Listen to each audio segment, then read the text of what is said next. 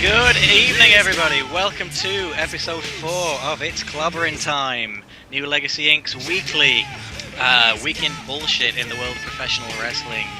The song you just heard there was American Dick Butt, the Daniel Bryan Danielson story by our good friend Super Blizzard and his Shining Wizardo label, www.shiningwizardo.com.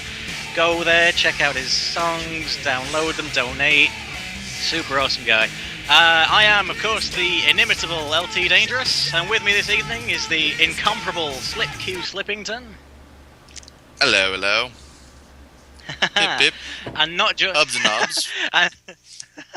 And not joining us this week is the insufferable John Blood, due to his being incapacitated with anal bleeding. Also, he's hanging out with Blake and Caveman. Which but mostly is just anal like bleeding. Anal bleeding, yeah. Now, this week's a very British episode of It's Clobberin Time. In fact, all of WWE's programming emanated out of Liverpool, England this week. And as well as that, in the main event of FCW, William Regal had a match, which was pretty damn good. So we're going to get into that. But first, before we do that, it's going to be giveaway time. So, all right, you guys saw the YouTube video for this, I hope. Tonight, there are going to be 2 giveaways. We're going to do one in a moment and one at the end of the broadcast. PS3 owners, we've got a free game for you. We're giving away Lemmings, which is a wicked awesome puzzle game.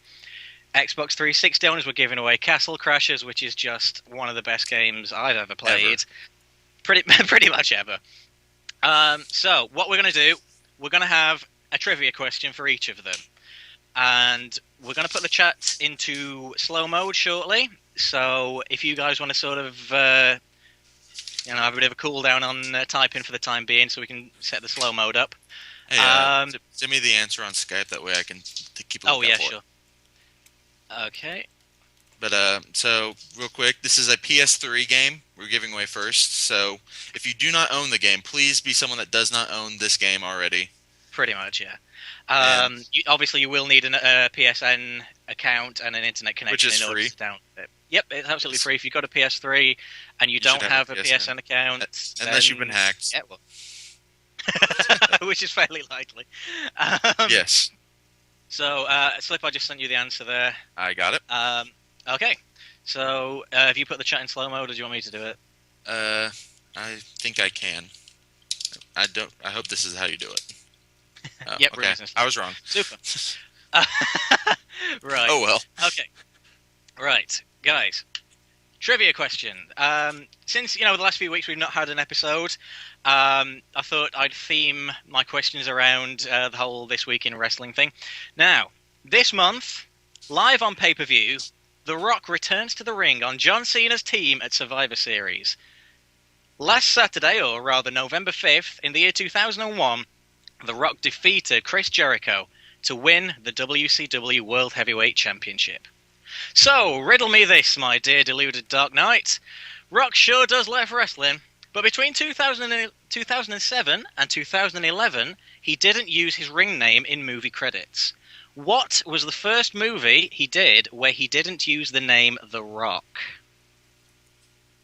So there we are. Between 2007 and 2011, Dwayne Johnson did not use the name The Rock in his movie credits. What was the first movie he did during that period where he didn't go by the name The Rock? Alright, answers are starting to come in. No correct answers yet. Bob Saget goes to London.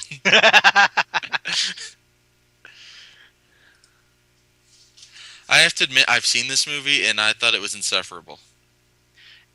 It was like the first of several bad Rock movies in a row. Yeah. Rocky 7. That is not the right answer, but I do appreciate it. Think of the time frame, 2007 through 2011. Think of the time frame. Most of these movies you're saying were before 2007. And it wasn't a movie he was the main guy in, I'll say that. Yeah. He was not the main star.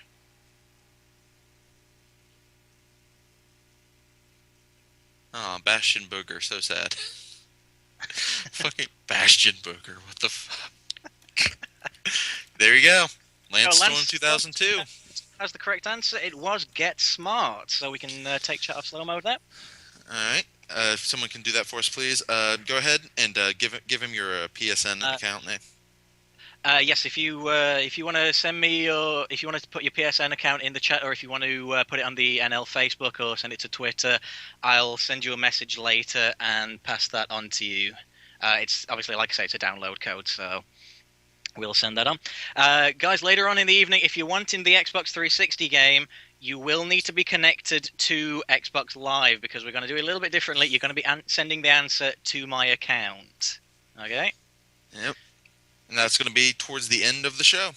So stay tuned to that. Cool. So, we're gonna change things up a little bit this week. Instead of opening with Raw as per usual, we're actually going to go in chronological order this week and go with FCW. Now, of course, we have missed 2 weeks, so in between the last episode of It's Clobberin Time and tonight, William Regal and Dean Ambrose have had kind of a confrontation, and it's Awesome. escalated to the point where it's awesome. Basically, it's escalated to the point where they're in a match, and the show opens with Byron Saxton and Matt Martellaro, and they're talking about the main event being Regal versus Ambrose, and then they... Now, what do you have in the notes? Oh, I have Byron effing Saxton in the notes. Yeah. Yeah, they showed a couple of video packages of Ambrose and Regal cutting promos.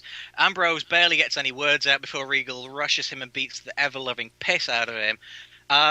Ambrose, kind of demented, shouts at him, "Is that the hardest you can hit? What a freaking load of crap," and then winces in pain and yells. Next we see Regal cutting his promo. Completely amazing promo. Yes. It's fucking incredible. It stuck in my mind. Like he said, most people in the FCW locker room, if he took somebody he didn't like out into the car park and set fire to them, pretty much everybody else would run away in fear. Set fire to them in a car.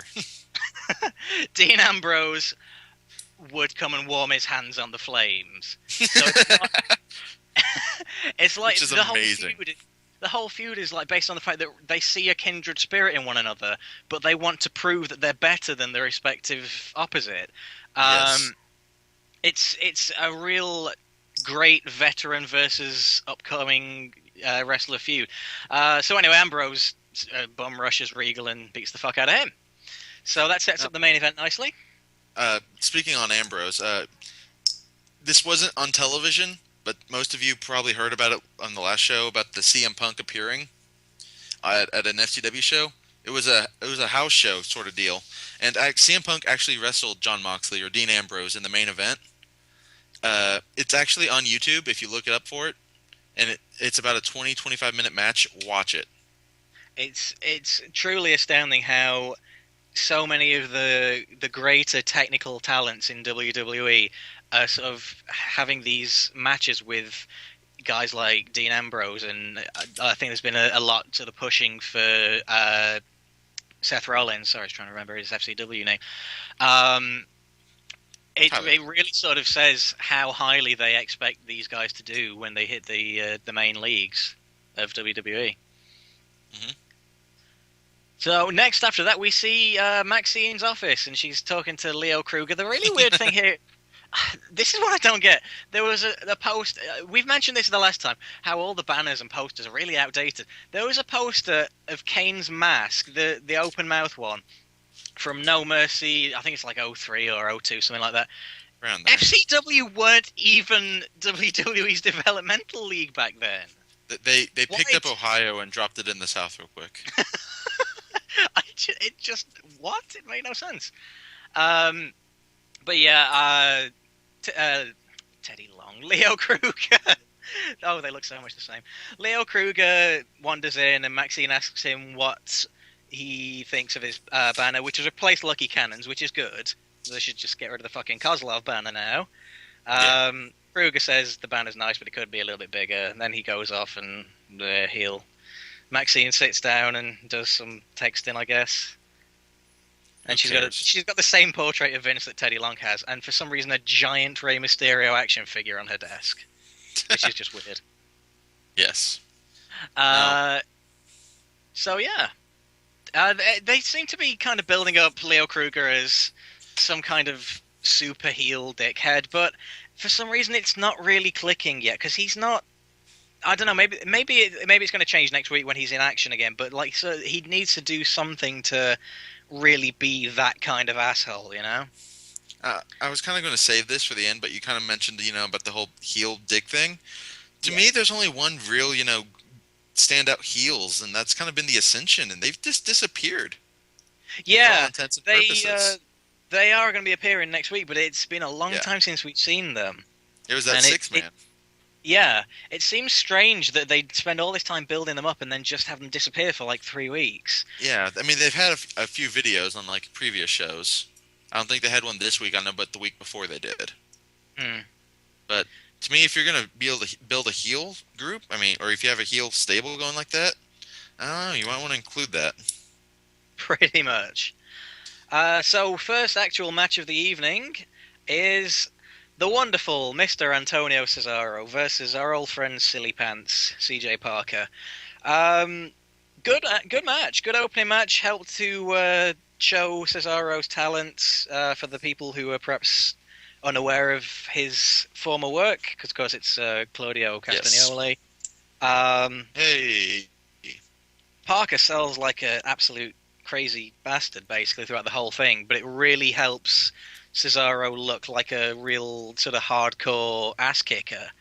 And he wins with the very European uppercut, knocking the absolute shite out of Silly Pants. Yeah, watch that match. The finish, he's done the finish before, but still. It's a flat setup into the European uppercut. But it's great. It's a move right out of All Stars, pretty much. Basically, now that you say that, yeah. It's things like just the little things like that, like we've been saying, even though it's not, it's essentially at the end of the day, it's just an uppercut, but he makes it look awesome, basically. Yeah. And it really helps put him over as a superstar.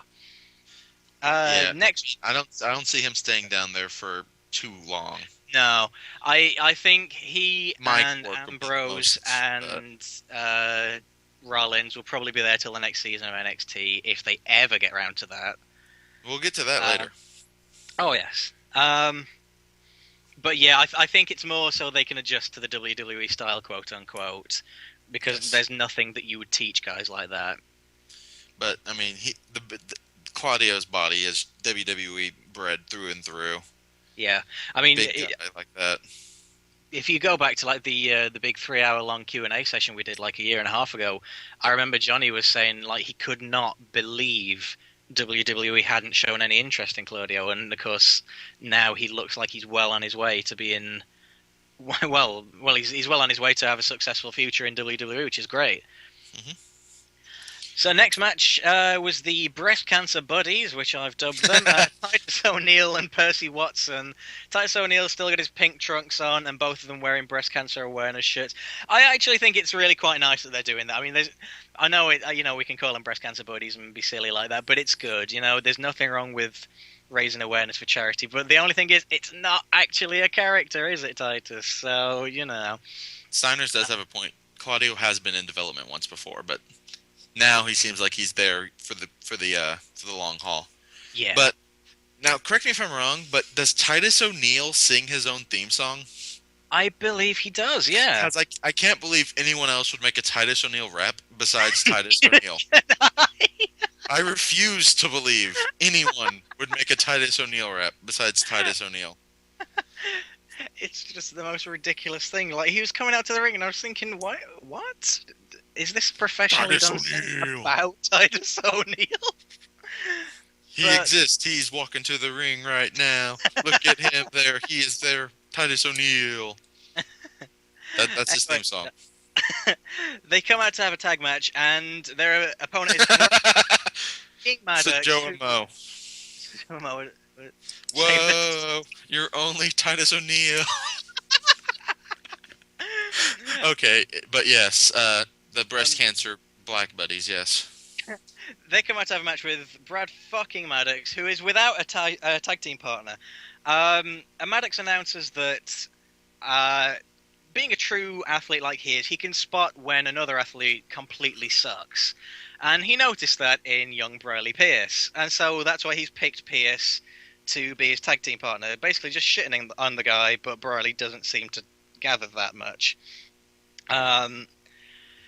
It's kind of a nothing match. Mostly Briley Pierce was in there, and there was a little back and forth, and every once in a while he'd like take his jacket off, or he'd take his shirt off and take his tie off, things like that, just so he looked more like a wrestler. Titus O'Neil gets the tag, and the greatest chant I've ever heard, which is just row, row, row, row, row, row, row, row. A fucking bark, bark, bark, bark chant. It has to be heard to be believed. Yeah. By the way, that's gonna get clipped out and just extended 10 minutes on YouTube in like a day. So congratulations for that, LT. Briley offers Titus a handshake, which is a very silly move because Titus kicks the ever-loving crap out of him and delivers the Clash of the Titus for the win, which is a fucking great finisher, to be totally honest with you. Mm-hmm. And after that, Titus and Percy have a bit of a conflab with Brad Maddox, but he doesn't seem bothered. Percy Watson's actually quite a good sort of high flyer kind of guy. I mean, he's not like a sort of flippy shit kind of dude, but he does sort of. Now, what was the oh yeah counter at? I didn't actually count this week. Oh. Probably astronomically high. I think in scientific notation it was 3.413 times 10 to the 12th power. Infinite oh yeah, which is exactly the right amount of oh yeah, if you ask me. There's a Leo Kruger video package which immortalizes Matt Lauro announcing him to be the 13th ever Florida Heavyweight Champion. Ever. So yeah, that happened. But he's not actually in action this week. Eric Rowan shows up with his SVR 11 theme song versus Abraham Washington, who's stopped using an SVR 11 theme song. Eric Rowan has a mighty, mighty beard. Perhaps one day as mighty as Mike Knox, but if only anybody cared. He's actually a pretty good big man, it's got to be said. He did the role of, slamming Washington around like absolute shit.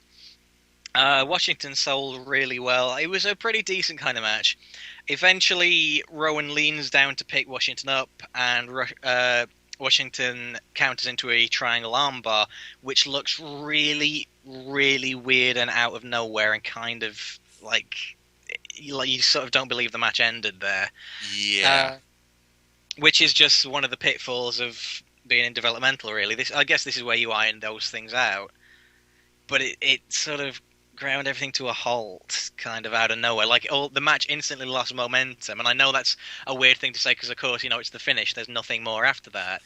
But it's like it just went downhill super quick and then stopped. And I don't remember him working that area of his body too much in the match. He really didn't work his arm at all, and then he just locks in bizarre-looking triangle armbar, and this guy who's been throwing him around like he's nothing doesn't even really try to get out of it. Are they giving Abraham Washington an MMA style gimmick? Because that finish kind of just felt like an MMA thing where you lock it in and it's over. Yeah, I've got to be honest. It's certainly better than him just basically stealing the people's elbow. Because that's what he's using recently, and that's stupid. So I'm glad he's moved away from that. Of all the finishes, that was definitely the weirdest the worst on the show. Yeah, I mean, it could have been worse. He could have been stealing the worm, but or the greatest. So after the match, James Bronson runs in and attacks Abraham Washington. Bronson looks like an absolute mental patient.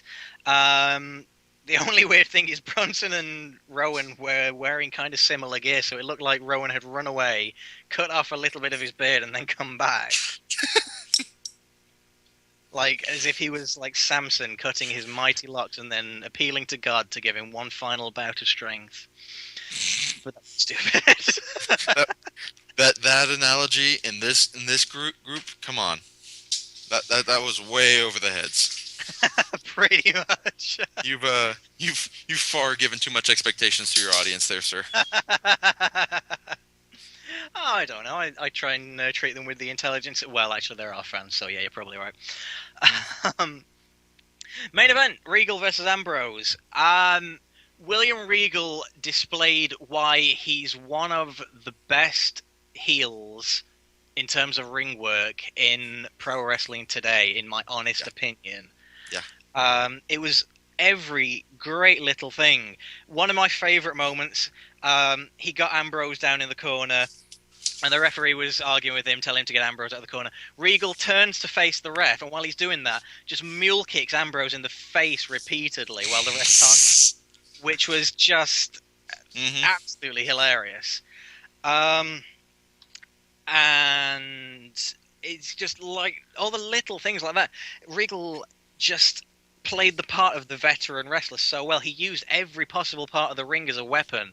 He wrapped Ambrose's arm around the turnbuckle and kneed it, trapped the same arm between the steel steps and the ring post, tripped him up on the ring apron. Just so many brilliant little touches that showed that even while Dean Ambrose may be a big fish in a little pond in FCW, he's still, within kayfabe, of course, and, well, I suppose even in real life, he's still compared to the WWE superstars and guys like William Regal's caliber. He still has a long way to go. It was real veteran versus upstart storytelling at its finest. Yes. A lot of great things to say about this match. It is available on YouTube. I already linked them to it. Excellent. If you haven't seen this match already, then please do. It's great. Even if you don't want the match, you just want to see an excellent promo, just watch the Regal stuff at the beginning. Where he talks about the tear of emotion. Not from sadness, but from joy. Yeah. Such a good promo.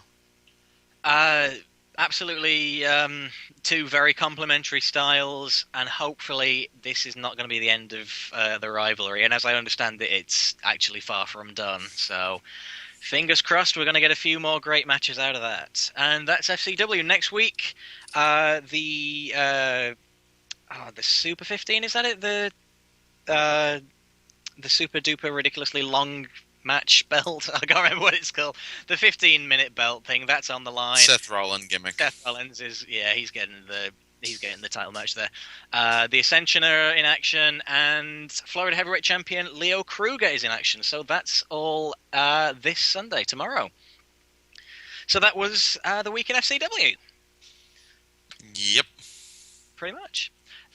Now, before we move on to Raw, there is one bit of news that has come out from within the last 2 weeks that obviously we weren't able to cover because we've been off the air, quote unquote, for the last couple of weeks.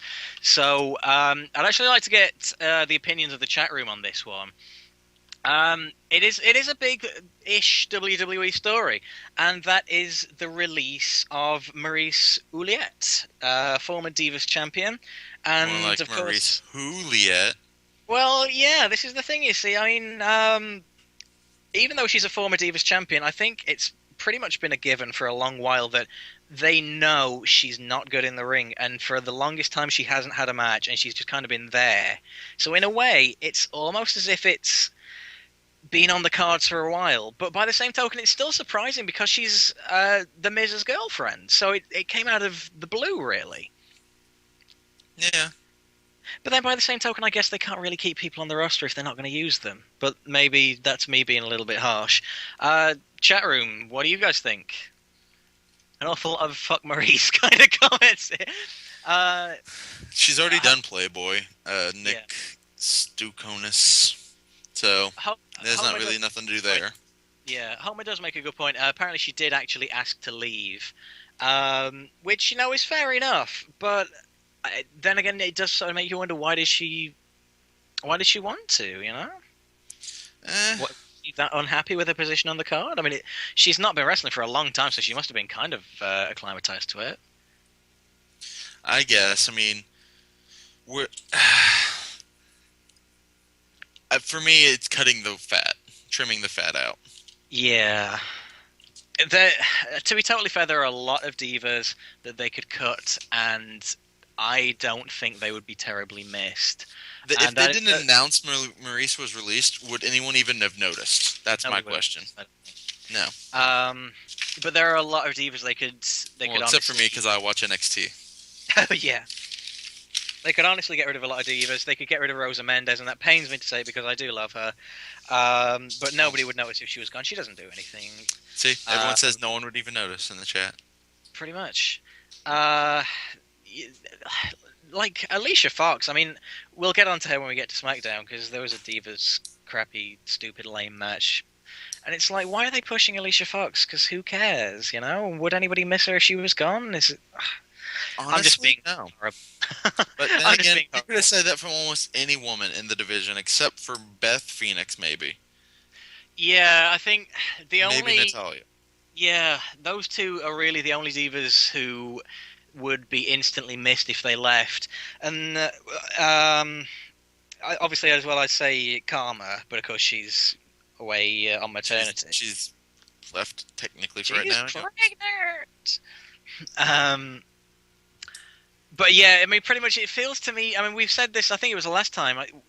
The Divas division is kind of like on hold until Karma comes back because they put so much effort into that storyline, and then what happened, you know, for better or for worse, and it's like shit. What do we do now? Honestly, I know I'll catch a lot of shit from Johnny for saying this. I wouldn't miss Kelly if they fired her. Absolutely not. What has she contributed to anything? Nothing, in my honest opinion. I mean, as you know, this is not a personal thing. On a personal level, I'm sure Kelly is absolutely lovely, but in the I think ring, she's a bitch. Fuck her. But in the ring, allegedly, for the last 5-6 years, she's just not improved at all. You know, and I know it's the sort of IWC easy to say hate thing against her, but she still can't run the ropes. Yeah. And it's like, how do you not learn that on the first day that you turn up to... The simple move she does, I don't even think she does. Like the fucking head spin thing, head scissors. She either like lets go and like leaves the person that just kind of flip themselves over too soon, or she always seems to fuck that move up in some way. I've got to be honest, the opening song, I was almost tempted to put on Super Blizzard's song about the Divas division, which sums it up pretty much very succinctly. Just the sound of him taking a hard shit? Well, the chorus goes, the Divas division is wrestling hell with 2-minute matches and a butterfly belt. And that pretty much sums it up. Yeah, that's true. So I don't give a shit about any of them. But anyway, we'll get on to shitting all over. Yeah, Days has a perfect Kelly description. I am woman, hear me. Ah! Her screaming is annoying as fuck. It's like you fired Melina and you're letting another one of them scream? Seriously? Yeah. Anyway, that's that little bit of news over. Maurice fired, chat room's general opinion, nobody cares. Raw this week, I must be completely honest with you guys. I didn't actually get to see Raw. I watched Bottom Line, so we're talking highlights, really, from my notes, unless, Slip, you have anything to add.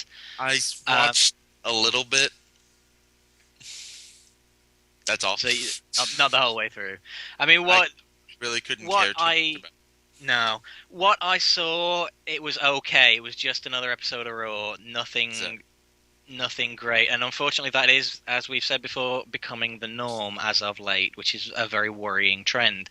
But anyway, Awesome Truth have mean, harsh, nasty words for John Cena, who doesn't particularly care. Above hat. Yeah. The main event is Miz and Truth versus Cena and whoever he picks for his partner. Cena doesn't even care, and the implication is pretty obviously that he would be prepared to fight them both off. Once again, why the hell does Cena need The Rock as his partner? It doesn't make any sense. This whole storyline is ridiculous. It's an excuse. They don't have enough clips for the WrestleMania package yet. I think that's got to be what it is. They this is pretty much an excuse to bring The Rock back. There's no need for him. Cena has handled both of these guys. Cena's handled more than two guys on multiple occasions in the past. He's beaten The Miz before. He's beaten Truth before. There's nothing to suggest he can't beat them. And yet, oh no, I need The Rock. I need him to tag with me on pay-per-view, and then that'll settle the score. Obviously, it won't. No. Anyway, Zack Ryder comes out to make the save. Ryder mega fucking over in England. Yeah. Lawler refers. Why is that? I don't know. Why is that? I don't know. Oh, you were asking in general? You're the Englishman here. My honest opinion is, John Cena generally gets extremely negative reactions in UK tapings. It's almost if you're watching an episode of Raw taped in the UK and you hear John Cena get cheers, chances are that's post-production because Cena gets booed really badly when he's in the UK. We'll get into some dubbing here shortly at SmackDown. Oh, Christ, awful.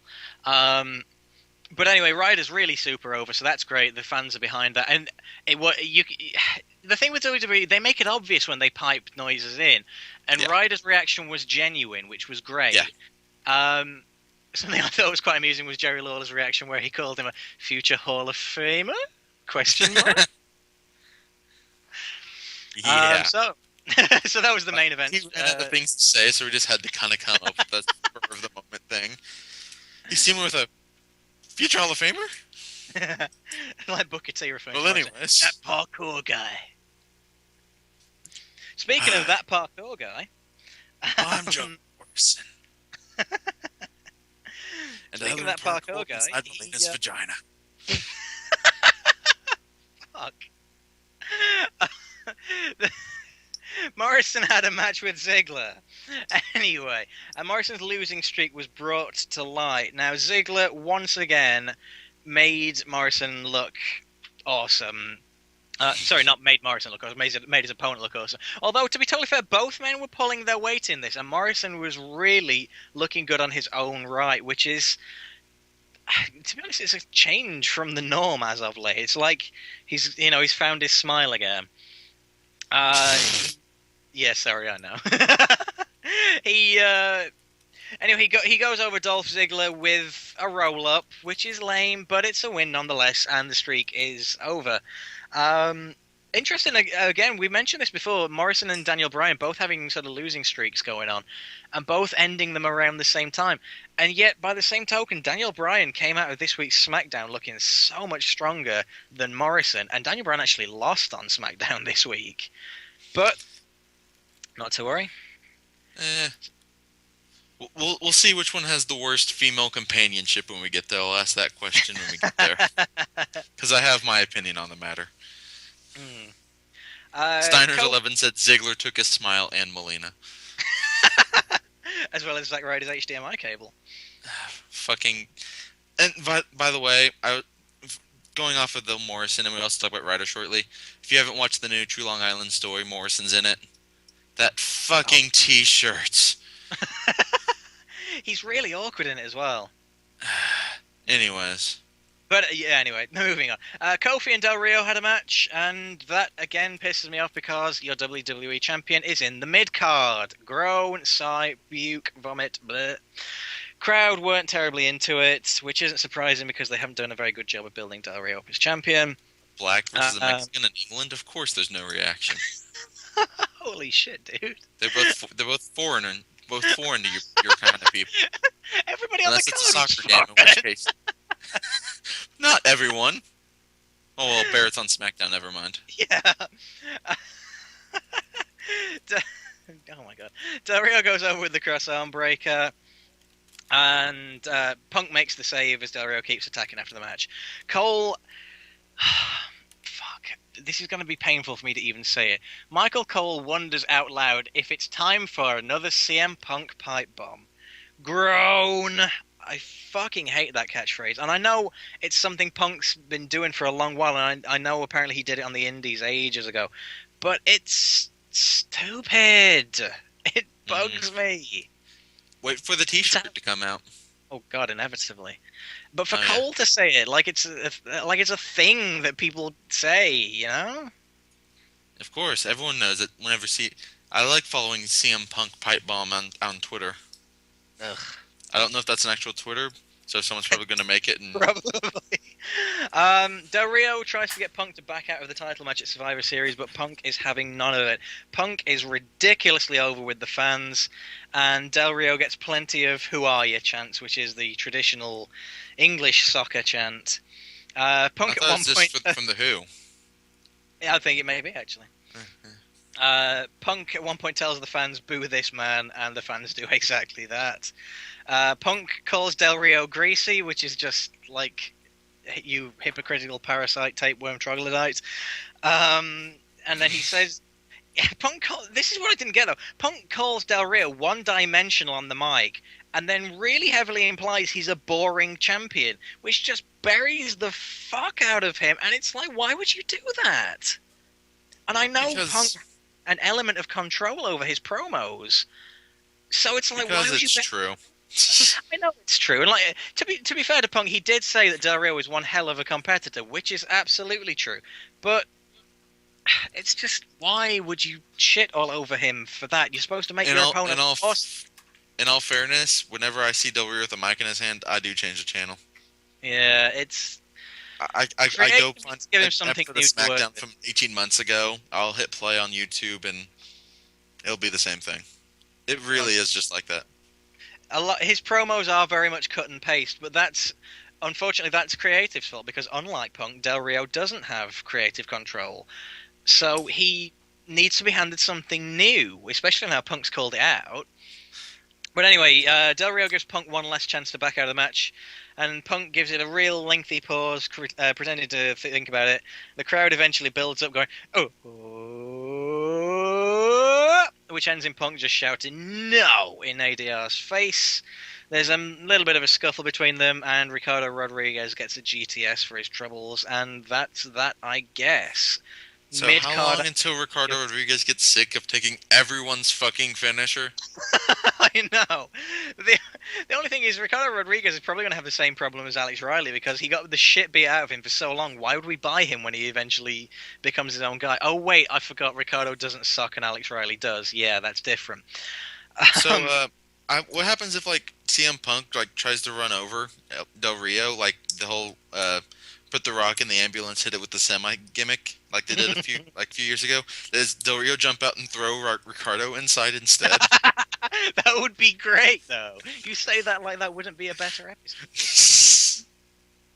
The one thing as well, Punk keeps saying, and he mentioned this on his WWE.com exclusive interview. He said that he wants to make the WWE Championship interesting again. What is that specifically referring to? Is that a pop at Del Rio? Is that a dig at creative in general? Is that a dig at who the perceived main eventers are? I don't really get who that's saying. That's kind of the whole CM Punk character in all essence. Is he's shooty. It's stupid though. He doesn't have leaning so heavily on the fourth wall for him to be great on the mic. I agree, but it's also some kind of the thing that he's just doing right now. Yeah, like I think it's because that original work shoot he did all those months ago before Money in the Bank was so amazing. It absolutely set the world on fire. They think they can catch lightning in a jar twice, and I don't. When they really don't need to. Oh no, I mean, going off crowd reaction, going off merch sales, because to be honest, if you take out the occasional sort of random shirts dotted around the arena, nearly every shirt in the building was Cena or Punk. So Punk is way up there in merchandise. See, I'm glad the fucking ice cream bar shirt never caught on. The best in the world shirt. Yeah. Simplicity in design. That's all you need. Yeah, the ice cream bar shirt would have been funny as something for Punk to wear himself for a couple of weeks, but for them to release it, dumb and stupid. But speaking of dumb shirts, oh my god, wait, because we have a great one coming up. Kevin Nash. Kevin Nash cuts a promo directed at Triple H, and honestly, it really pisses me off how this storyline ignores the feud they had in 2003 with all this, oh, you were supposed to be my best friend, you were super cool buddies and stuff. Nash and Triple H fucking nearly murdered one another at Bad Blood 03, so why are they talking Hell in a Cell match? Yes, the dreadful Hell in a Cell match. Yeah. awful. But still, it's like, how do you reconcile those things? I know there's kind of the rule that if it happened a set time ago, the audience is fresh and they don't know. But this story is heavily reliant on things from the past, so In I all don't get. fairness, I don't want to remember anything from 2003. Neither do I. That was a bad year for Raw. SmackDown was great, but Raw was dreadful in '03. Um, Nash says Nash absolutely stumbled like fuck through this promo. It was dreadful. Which is weird. I mean, it's not live. No, it wasn't You can live. They edit. they You can edit it a little. and they didn't, and he looked embarrassing. At one point, he said he called up and asked about putting the band back together, and not only did he get told no, but he got no response. So he got told Uh, no, and then didn't get a response telling him no. those things cancel themselves out, Big Kev. He drops the line, in my eyes, Triple H is still the measuring stick around here. And it's like, that didn't really come from the heart, did it? I get, like I was saying earlier, I get you have to make your opponent look awesome. So when you beat them, you look awesome. And in terms of building up new stars, it's rare, but when Triple H puts somebody over, think Jeff Hardy, think of what that did for Hardy's career. But a guy like Nash saying something like that, it doesn't work with his character. Cole claimed that Nash did not mince his words. Yes, he did. He minced absolute fuck. He didn't just mince them. He chopped them, grated them, put them on fire, picked up the charcoal bits of ash, sat on them, farted, then licked them up, and spoke through them. Pretty much. That's what I heard as well. Um, it was mentioned that Triple H is going to be out of action for at least 1 month with his kayfabe injuries and what have you, which is fine because I was really getting sick of Raw being the Triple H show, and I like Triple H, so it pains me to say that, but it was becoming insufferable. Yeah. Otunga and Speaking of insufferable. Yeah, Otunga and Laurinaitis are seen backstage. How long has it been since David Otunga had a match, by the way? That's a while, which is good because he stinks, but they both sort of gloss over how Brodus Clay was supposed to re-debut, but then he didn't, and Laurinaitis said, oh, they can't just have a guy like Brodus debut in front of, like, Liverpool because Liverpool is shit. That's true. Well, I'm not arguing. Punk runs into them both. Otunga says that Punk looks like a guy who would be pumping gas.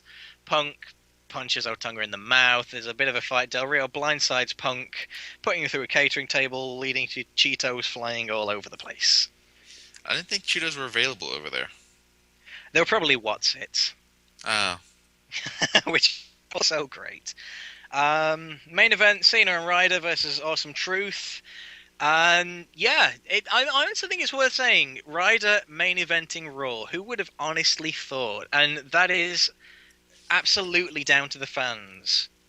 And who says WWE doesn't listen to the fans? Okay, fair enough. A lot of the time they don't. But, you know, it was nice of them. It's nice to see that he's really getting the recognition he deserves for his hard work. And Ryder's always been good in the ring, regardless of whether or not you like him, Homer. In the ring, Ryder's a solid.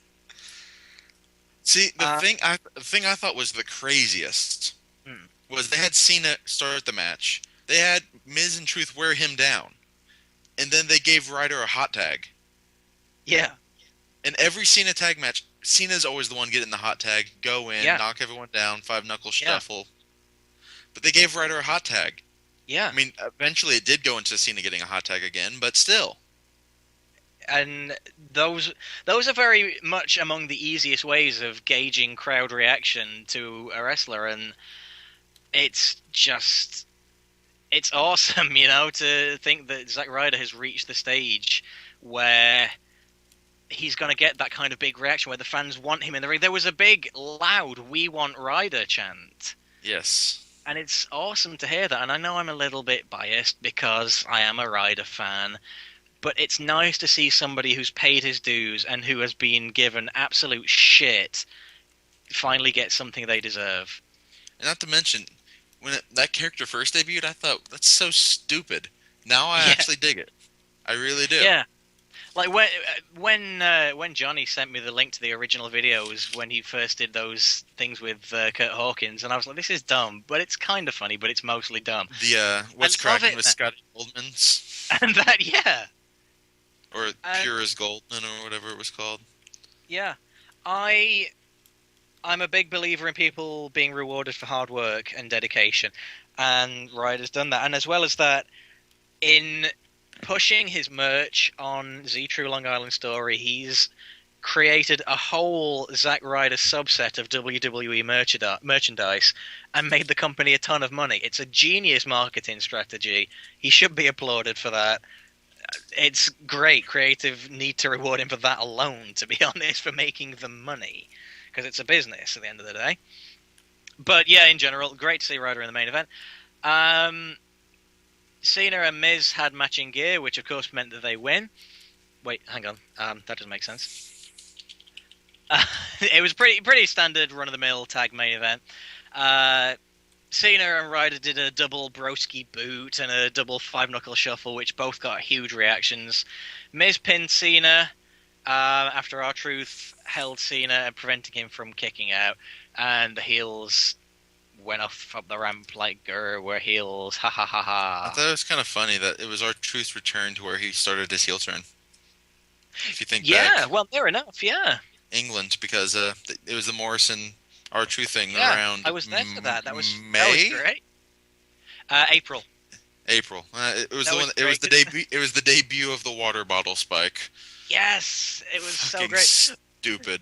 Which it had one of my favourite things that didn't even make it to air in the UK version. Because after the match, Truth lit up a cigarette indoors, which is against the law in the UK, which led to the entire arena chanting, "That's illegal, that's illegal." But yeah, it's about half a year since that point, and R-Truth is absolutely. He's become one of the guys to watch on Raw now, which is great because take it back to when he walked into the building last time they were in England, nothing. But now he's just one of the hottest heels, and it's great to see somebody evolving their character like that. Yep. So yeah, that's Raw, and next week is going to be a 3-hour special, Yes, and it's going to be in Cena's hometown. It would have been, 8/7 Central in America? Don't know what that is, European? It's going to be 1 a.m. Greenwich Mean Time. But more on that later because we'll be getting your guys' opinions on something that's going to be happening on there towards the end of the show. Another quickle little bittles of news, if I can get my tongue out of my anus and into my mouth. The meaty morsels of news goodness. That sounds delicious. Now, current plans apparently have Kane set to return at the Royal Rumble, although he could be brought back earlier than that if Creative decides so, which sounds like traditional sort of dirt sheets covering their asses in as much as they're saying, well, he could come back any time. So, what are your thoughts? Kane, happy to see him back, will you be, or will you be not so bothered? I like Kane, it's got to be said, although, as we've mentioned before, Kane is one of those guys who they push and then forget about. So, what do you guys expect to come out of this? Since I expect it to be changed?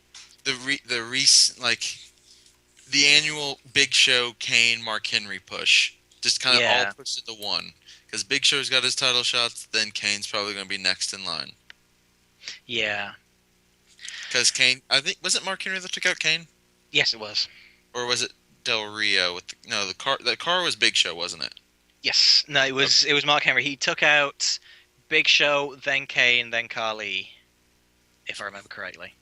Oh, God. In theory, Kane ought to be back by now, and it still baffles me that they're doing a kayfabe injury angle with Kane, who is a supernatural character.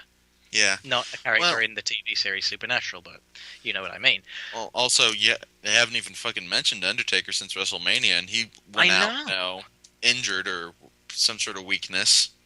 It's really weird how they're sort of eventually moving towards the humanization of their two most famous supernatural characters, particularly Kane.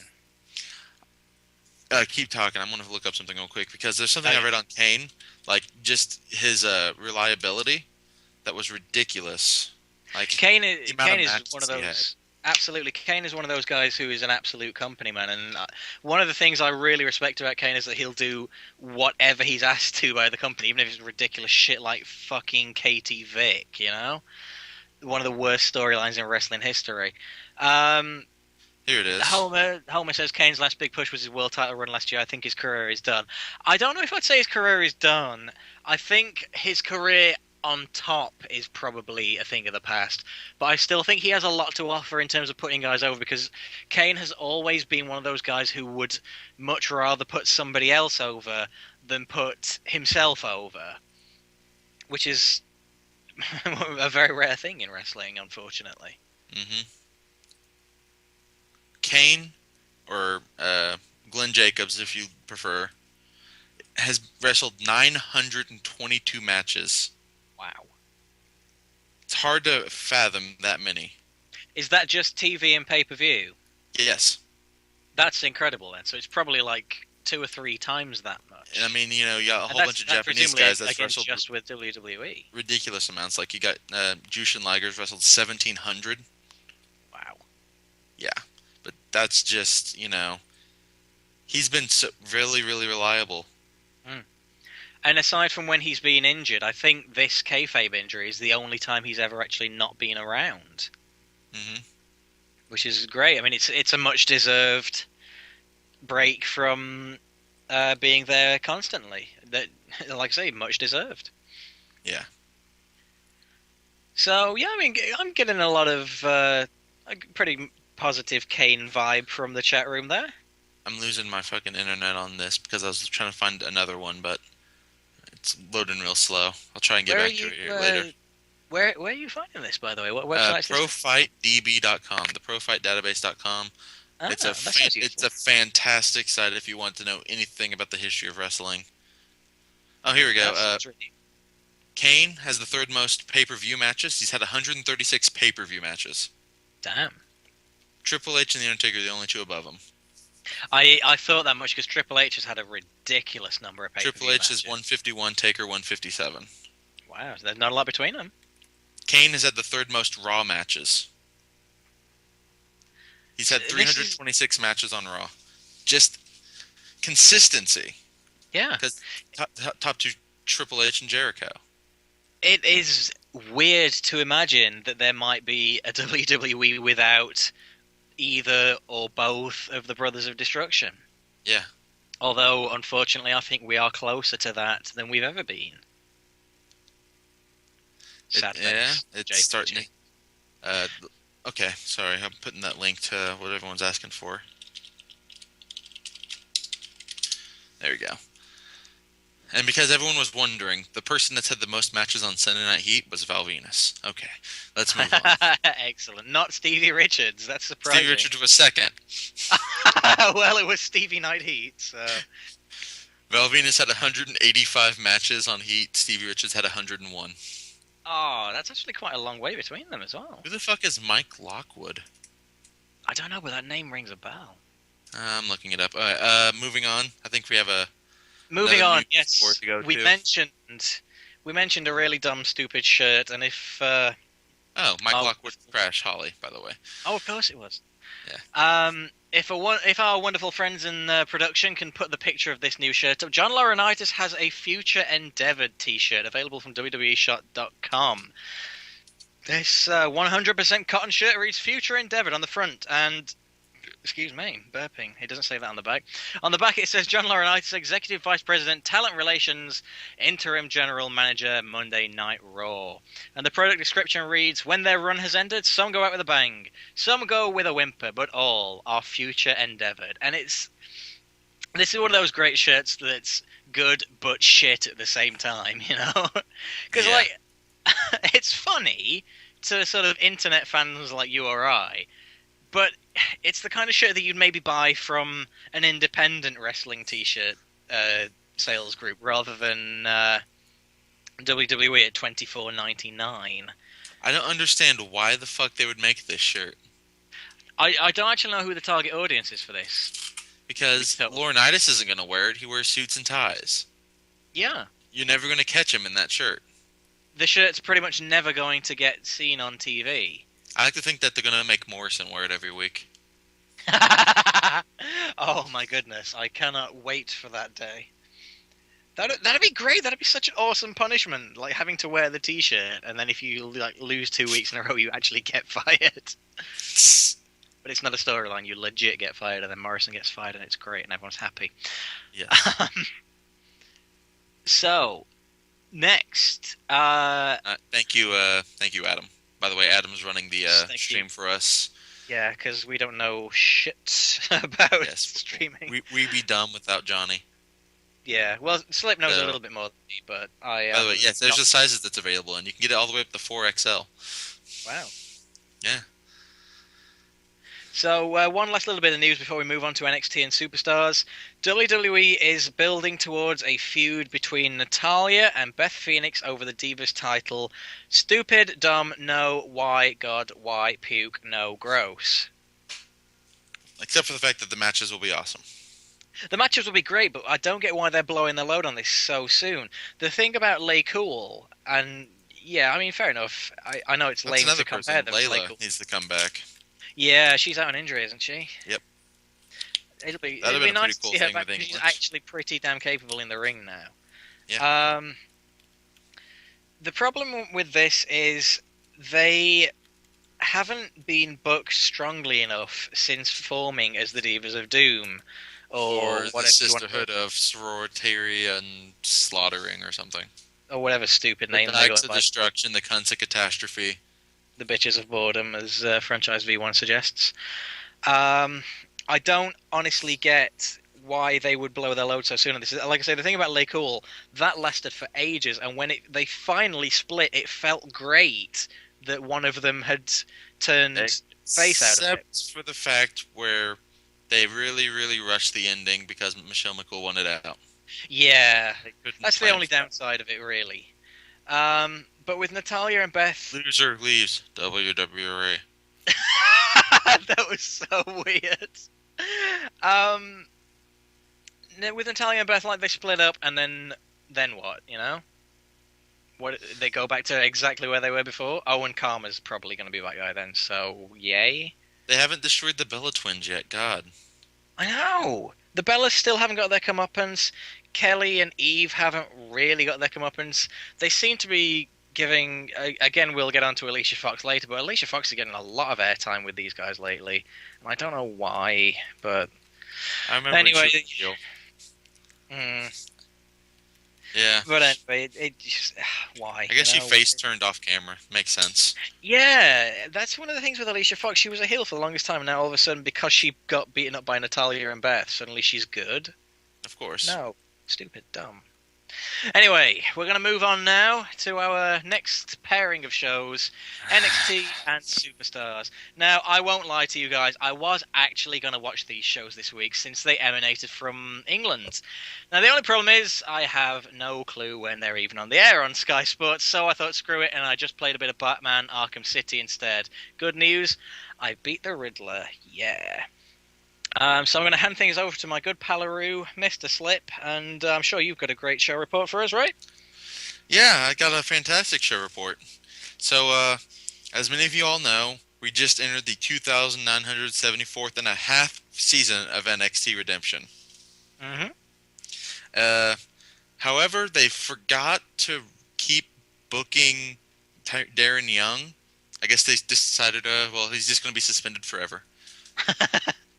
But it's okay, because the show is great. You really need to see it. Because, as many of you all know, Raw was on Halloween a couple of weeks back, and AJ decided to dress up as a character from LTNI's favorite video game franchise. Bitch, I'd forgotten about that. But it's okay, because for 1 hour, everyone just kept decapitating her. It was the best show. Yes. She was dressed as Katana, and then everyone just came out and like uppercutted her head off and threw her into spikes. It was the best show ever. Did she explode into like 15 rib cages and 12 skulls and 19 femurs? Yes. Excellent. Of course. And the lights dimmed and everything. They can get away with that. They're in England. Vintage fatality, Michael Cole. And then on Superstars, Zack Ryder, again, he's the COO, remember, of NXT and Superstars. If you remember my report from a few weeks back. Yes, I remember it well.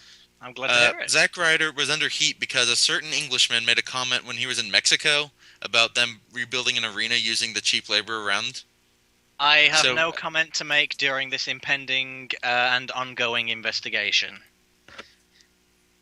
And so he was fielding questions about that, and then he decided he was just going to book a Mason Ryan 1-hour stand-up comedy show. It was terrible. Did he know any good jokes? Mason Ryan was the only joke. Oh, that's tragic. So that was your NXT and Superstars of the week. If we can... The one thing I did read on the actual Superstars results... What do you mean? Daniel Bryan and William Regal had a match, which is like, why would you throw that away on Superstars? But never mind. Which apparently was very, very awesome, and I'm a little bit upset that I missed it. But as a rib, the guys in the production truck played Regal's Real Man's Man theme music. What? Which led... This is not me making shit up after all that you just said. What? They played Real Man's Man, and Daniel Bryan... Looking this up right the fuck now. Daniel Bryan just about shat himself laughing, apparently. And then they went on to have a great match. Regal raised Daniel Bryan's arm at the end of it, which is great. Anytime Regal and Daniel Bryan have any kind of interaction, it's awesome, which is why back in the Rumble this year, when there was all those little bits of interaction between Regal, Punk, and Bryan, it was great. And they just gel so well, guys like that. It's awesome. So, yeah. Those are the two jobber shows of the week. Oh, my God. Holy shit. I know. Real Man's Man is a great theme. I don't care what anybody says. I've yet to see anybody who doesn't like that theme. I'm watching this match, by the way, when this show's over. We should probably all do the same. Thank you for posting the YouTube link there. No problem. So yes, let's move right on to big smelly dumb Impact. I know, but we gotta do it. Okay, Bobby Roode comes out to the ring to start the show. Mike Tenay asks him why he done what he now, do. Hold on, because we missed a couple weeks. Oh, yes, we did, didn't we? Of course. So remember whenever I said it's probably going to end in a Bobby Roode heel turn for the belt? Guess what happened next week? Are you some kind of fucking wizard or something? I'm a shining wizardoo. You're a shining wizard. He got the belt the next week. The very next week. Two belt changes 2 weeks in a row. Was I or was I not saying about the devaluation of the belt? The last show we did. And then they go and give away another title change on free TV. Unbelievable. In the words of Chris. Unbelievable. But yeah, he actually... Bobby Roode won the match after... being a big, dirty cheater and hitting James Storm with a bottle. And Mike Tenay asks him why he did what he did. Roode can't believe he's getting booed by the fans, or is he hearing a Roode chant? Personally, I was chanting Boo Earns. Boo Earns. After a brief scuffle with Storm, Sting sets the rematch between the two for the title for the main event of the show. By the way, so 3 title matches on free TV between pay-per-views. And there's a pay-per-view this weekend, and they gave away a title match on free TV. We'll get to that. Oh God. The Black Pope, D'Angelo De Niro, faces Crimson in a sort of nice back-and-forth encounter. Eventually, Pope goes to the top rope for a move. Crimson counters to the Red Sky Powerbomb for the win, keeping his win streak intact, and the crowd goes mild. Meh. Yeah, the interesting thing about this match, in my honest opinion, is the fact that Pope is a character who... the fans loved, and TNA, for whatever reason, never really went through with his push. Contrast that with Crimson, who is a character nobody gives a shit about, but they will not stop pushing him. Well, they kind of went through with the push. He had a title shot back when they did that really shitty, like, Deuces Wild Ugh. poker gimmick thing. Yeah. Yeah. It amazes I me. think Like, that was it's one of February. those. Yeah, it's one of those like what could have been kind of things. I mean, in a Because parallel universe, Kofi Kingston's a two-time world champion. You know. let's not rule out the fact that he also had a gimmick through the middle of the year with Samoa Joe that where D'Angelo De Niro was a dog beater and murderer. Yeah. Let's. Let's not forget that part. Yeah. Also, let's never speak of it again. Yeah. Terrible, dreadful TNA booking, which we hate. Gunner, another guy they're over pushing against the fans' wish. Mr. Intensity. Cuts a promo towards another guy no one gives a shit about, Garrett Bischoff. Am I pronouncing that right? Garrett Bischoff? Yes. That's, isn't it? Garrett Bischoff, saying he'll deal with him easily. Does anybody seriously care about the Garrett Bischoff storyline? Honestly, chat room, do you give a shit Show of hands about now. Garrett Bischoff? Well, you're wrong. Anybody who answers yes is a big dumb wrong face. We need the captain from MXC Adam, for this. shut up. Show of hands? No. Well, you're wrong. I think I summed it up there. The Bischoffs care. That's about it. Yep. I don't get why they're doing this whole storyline. Anyway, they have a match. Ric Flair gets involved. Garrett Bischoff gets the DQ win, and the crowd goes criminally insane. And then Robbie E and Robbie T have a stupid backstage encounter with Eric Young and Ronnie, and the crowd goes into a state of interminable despair. Does anybody care? You know? Are these stupid? Sorry, carry on. This is how Zack Ryder can look so much better whenever you look at this and realize, oh, Zack Ryder is so much better. Yeah. This is how TNA is actually helping the WWE push a young guy. Eric Young is awesome. I will give him that much credit. Yeah, I like Eric Young, and you know what? This is one of the things I would gladly disagree with Jim Cornette on. Eric Young Adam has a good point. He's saying 2 more years of TNA on TV and they're done. Well, that's an interesting question for debate. I do think that is worthy of debate because how many times have we said that over the years? Don't get me wrong, at the current rate of decline, I find that difficult. 2 years is a pretty good spot to go an over-under thing. I want the chat. Over-under 2 years left for TNA, not just on Spike, but TV existence, period. Yeah, because what do you think? They can't be making money. There's no way. Well, they still let people in for free on the gate, don't they? Yeah. And they don't tour very often. UFC? It truly baffles me how TNA can. Although, really of course, the thing is, we are, of course, forgetting that there's Dixie's daddy's money coming into the company. That's not an exhaustible resource. Well, you'd think not, although so far seems to be working pretty well for him. I think we got a pretty good mix of people going over and under here. That's going to be an interesting thing. Between skeptics and possible realists, I would say. And not one that said in 2012 we're all going to be dead anyway, so who cares? So that's good. Johnny would say that if he was here. And the sponsorship with Direct Auto Insurance has saved them for now, says Josh. Well played, sir. It's not long until they have the 1-800-COLLECT ads all over the ring. I mean, it's not WCW. What am I talking about?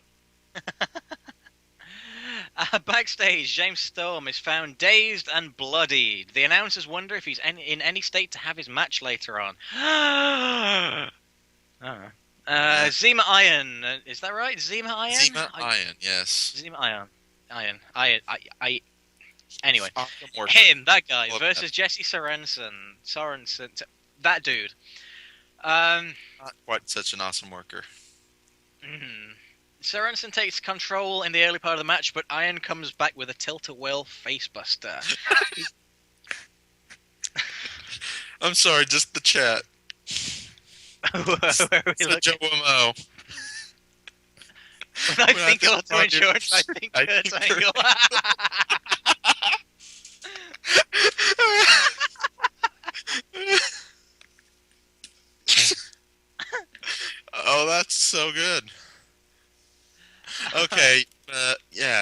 these two guys. Zima Ion was in the X Division contract thing they ran a few months back when Aries won. Ion's really good. Oh, sorry, hang on. I'll be back in like 2 seconds. Okay. Keep talking. Sorensen, I have no clue really who that is. Let me see if that's who that is real quick. Because I think that's the fucking Ink guy, but I might be wrong. And I hope it's not him. Because if that is, I'm going to be very... Okay. I don't know who that is. Oh, well. Someone in the chat's probably going to say who it is. Oh, yeah, that's Jesse Neal. You can't blame me for thinking of Jesse. Anyways, Sorensen wins the match. It was pretty good from what I've heard. After the match, the weirdest fucking thing happens. Kid Cash comes out. When the fuck was Kid Cash in TNA? I mean, I know he was in TNA, but when recently did Kid Cash come back to TNA? That's something else that confused me. Like, Kid Cash, wasn't he, like... Didn't he used to be cool? Or am I forgetting something there? I don't know. But Kid Cash comes out and goes, by the way, there's a match. Me, Jesse Sorensen, and Austin Aries. So, yeah. What? Just okay. The match comes out of nowhere, basically. It's like, well, you're done, Brian Hendricks, so now you got us. Yay. Yeah. Dumb and stupid and butt. Very. Speaking of dumb, stupid, and butt, that's called the segue to the next match. Yep. Velvet Sky, Mickie James versus Gail Kim, Madison Rayne for the Knockout Tag Championships. Who cares? By the way, Gail Kim and Madison Rayne beat Tara and Tess Mocker a few weeks back. That's why they have belts. We haven't covered that. We assume you didn't watch it because neither did we. So yeah. Match ends when Karen Jarrett. Karen Jarrett distracts Earl Hebner.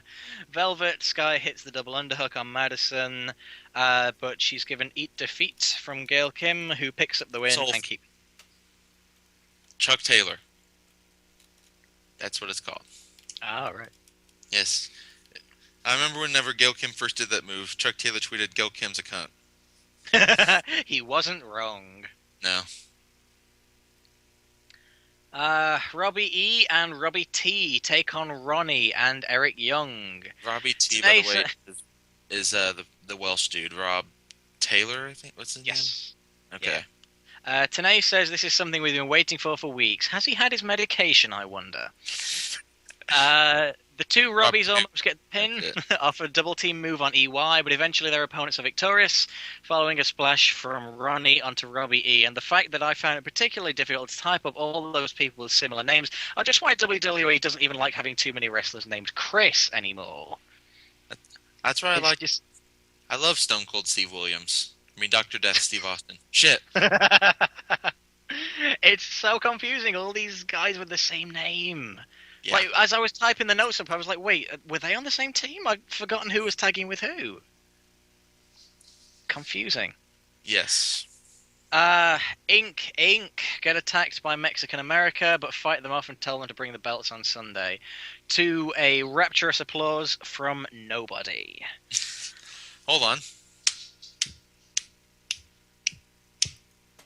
Banging your head against the wall in sadness does not count as applause, Slip. Was Christina Von Erich involved in the segment? I don't know. Oh, wait, we didn't watch. Okay. AJ Styles and Christopher Daniels have another great match, much as always, until RVD shows up to take a screwdriver off Daniels that Daniels had found under the ring, whatever or that's a screwdriver. A screwdriver, as I misspelled it because I'm stupid. Distracted, Daniels is nailed by AJ with the Styles clash, letting AJ pick up the win. It's okay, you're not English or anything. So kind of like pointless and dumb, but just there to set up RVD. Yeah, remember how the Last Man Standing match or the I Quit match at the pay-per-view was supposed to end the feud? And it totally didn't. And here they are, fucking 2-3 weeks later, having another match. Yeah. Yeah. By the way, we're not done with AJ Styles yet. Oh, goodness me, no. Of course not. Bully Ray, Scott Steiner, and Jeff Jarrett face Mr. Anderson, Jeff Hardy, and a mystery partner who I just turns want out to to say be Abyss. the fucking heel, the Immortal. All they are now is basically that those pairing right there. Bully Ray, Scott Steiner, Jeff Jarrett, and Gunner. I think are the only people left of Immortal. And It really is people from the '90s and Gunner. it's kind of embarrassing, really. It is. This was their big heel group. This was their, fucking power faction that was taking over. Mm. This is what it's turned into. Yeah, Bubba Ray Dudley. Oh wait, Kurt Angle's in it. I think. I don't know. Alright. That's confusing. Yeah, So Abyss is the mystery guy. Hooray? Do we care about Abyss anymore? No, I forgot we didn't. Match I pretty much want seems to have to. been... I do. I know. We want to care about Abyss, but we kind of don't. Yeah. Match seems to have been put together to try and make Abyss look like a badass again, going off the reaction of the heels. Too bad he's being ruined, but then again, strong booking can't exactly hurt him. Abyss picks up the win for his team with a black hole slam on Steiner. So Scott Steiner's going to be the jobber of that group. Looks like. Which is, It's I'm not sad, particularly- but honestly, that's probably the best option. yeah, of those three, I Ray's would got actually real pick heat on him, and he needs Yeah. to keep that going. Jarrett's the fucking founder, and he ain't taking the fall. Steiner. No way. Of course, he's working that Hardy angle. Mm.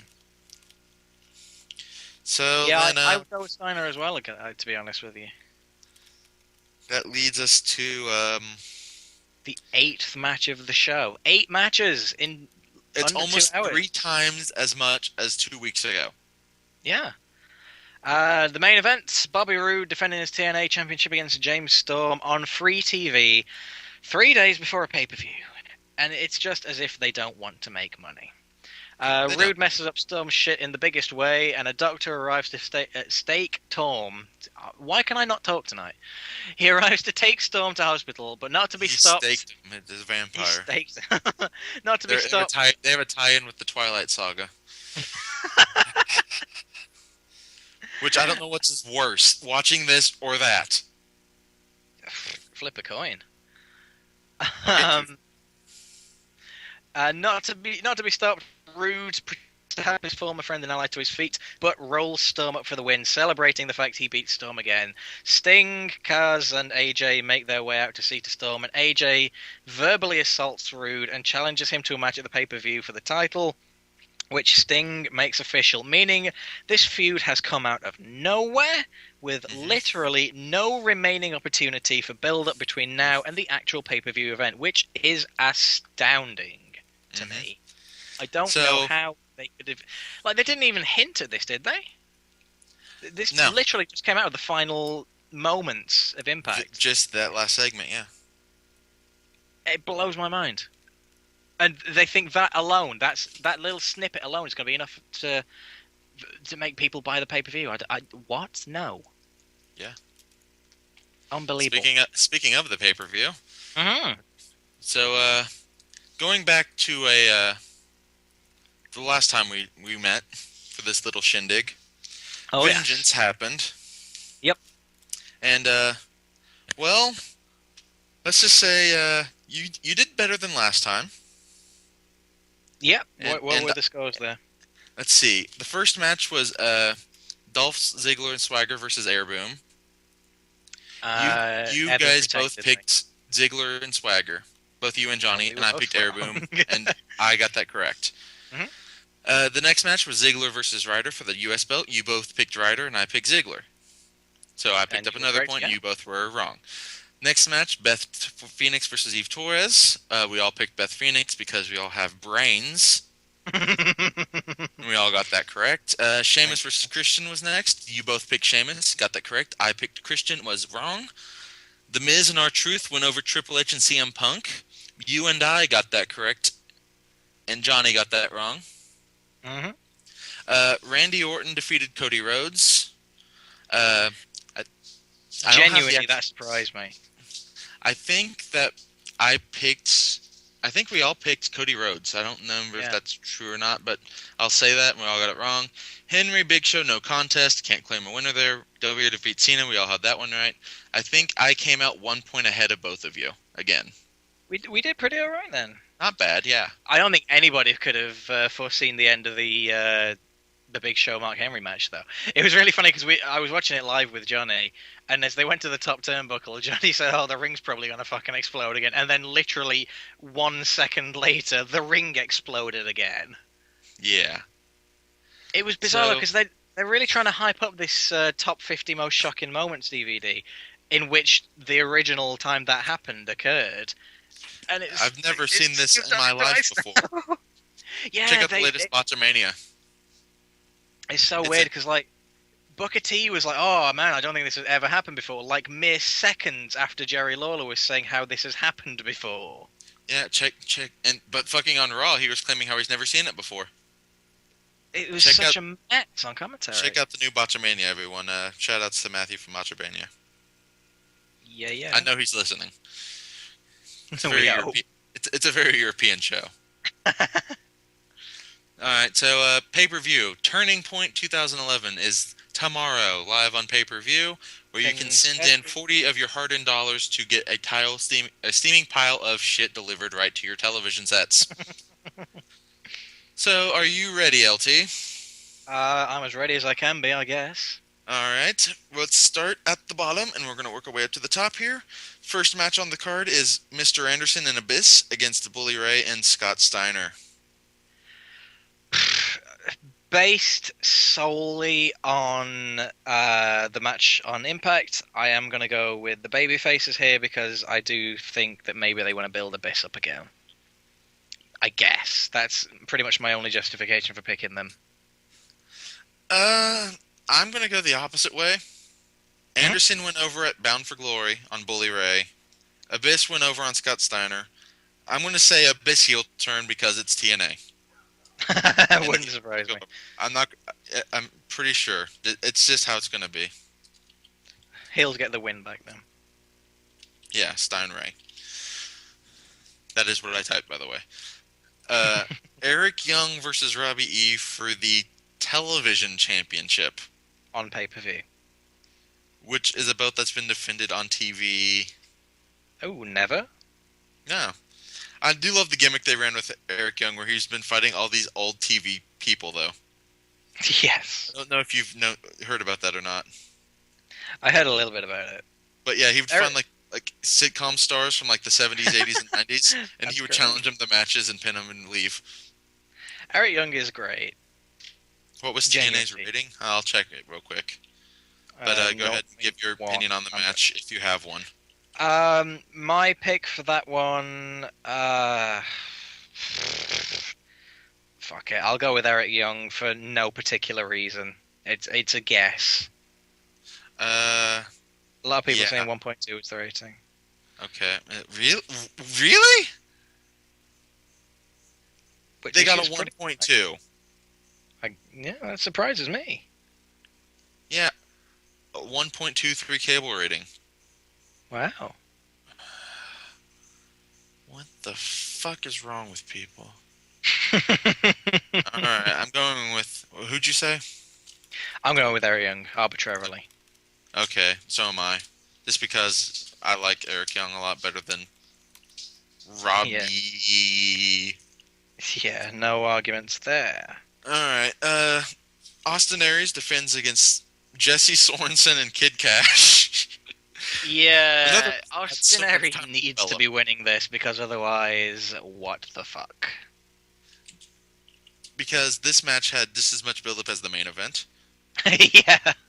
Which I'll get back to, even though you have that listed next on the card. I'm going to get back to that. Yeah, I don't know why that's in the middle there. RVD I copied that off Wikipedia.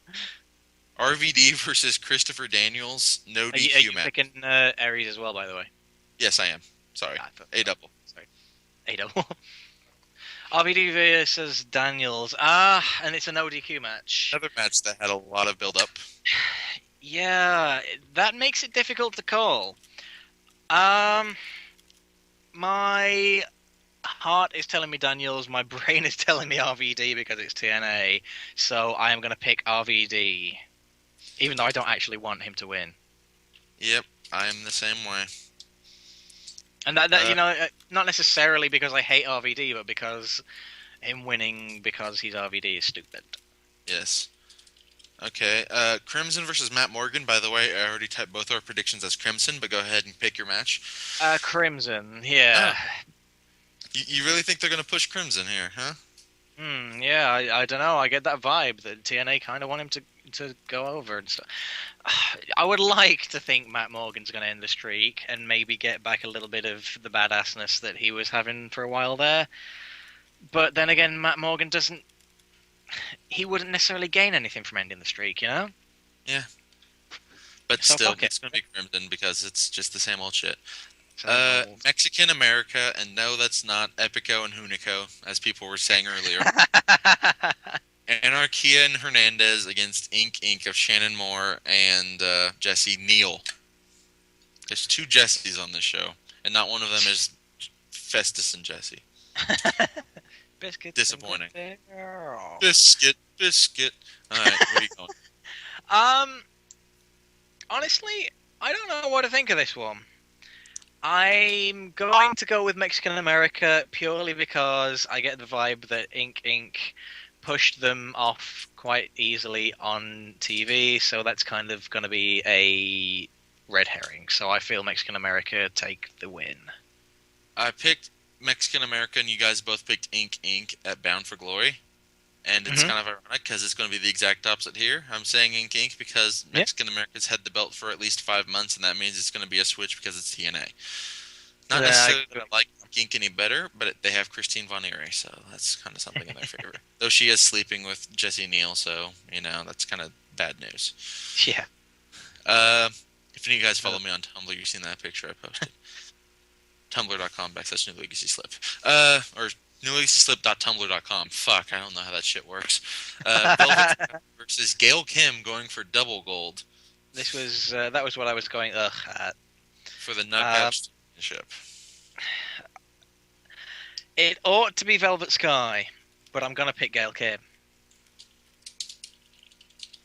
Because it's TNA and she's a former WWE star. Number 2 on your pick.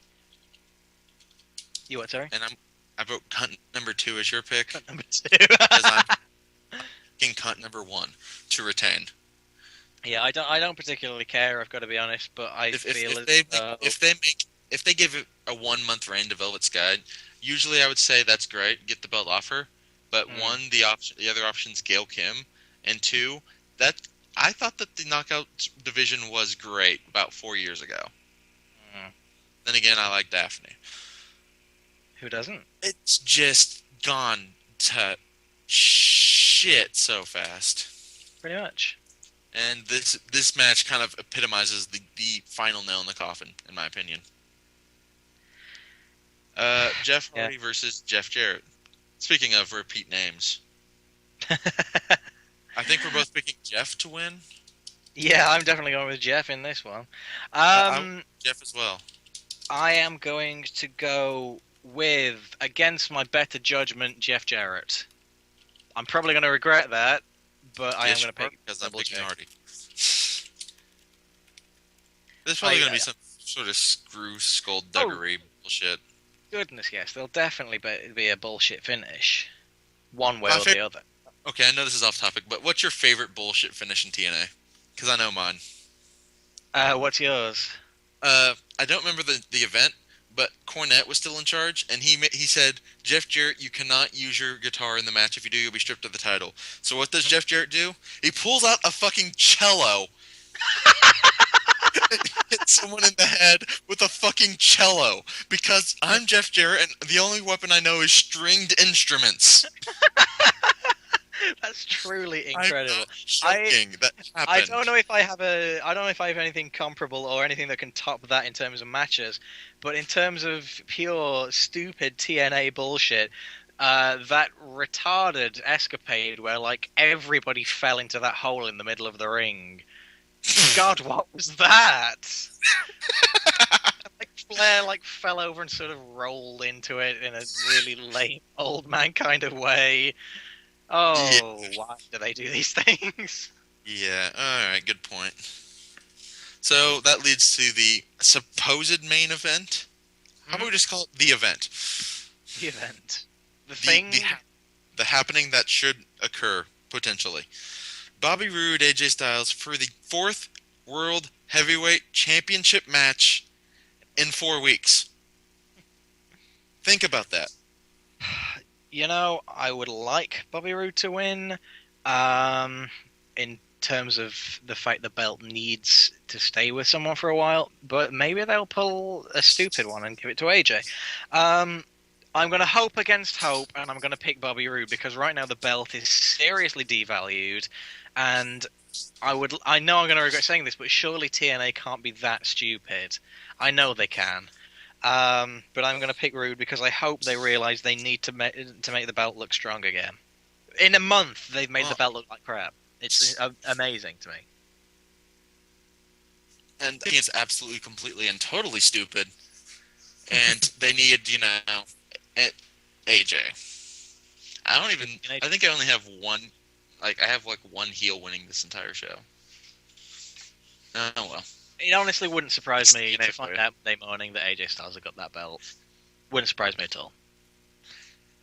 Speaking of belts, that's like a million jillion belts on display on that pay-per-view. I'm kind of going to put a screwball on you. You don't have this in the notes, but screwdrive on you. It's like the overdrive, but with more screw. As many of you know, November to Remember is going on right now. Johnny not Slip. By the way, not even you can tell you apart from the others. Homer, he's my favorite because he's British. Johnny, Blake, and Caveman are in Philly right now, and tomorrow is going to be the last Chikara show of the season. So, LT, you're going to pick some Chikara matches for me because you know totally what's going on in that. I haven't the foggiest what's going on there. Exactly, right, so this is going to be great.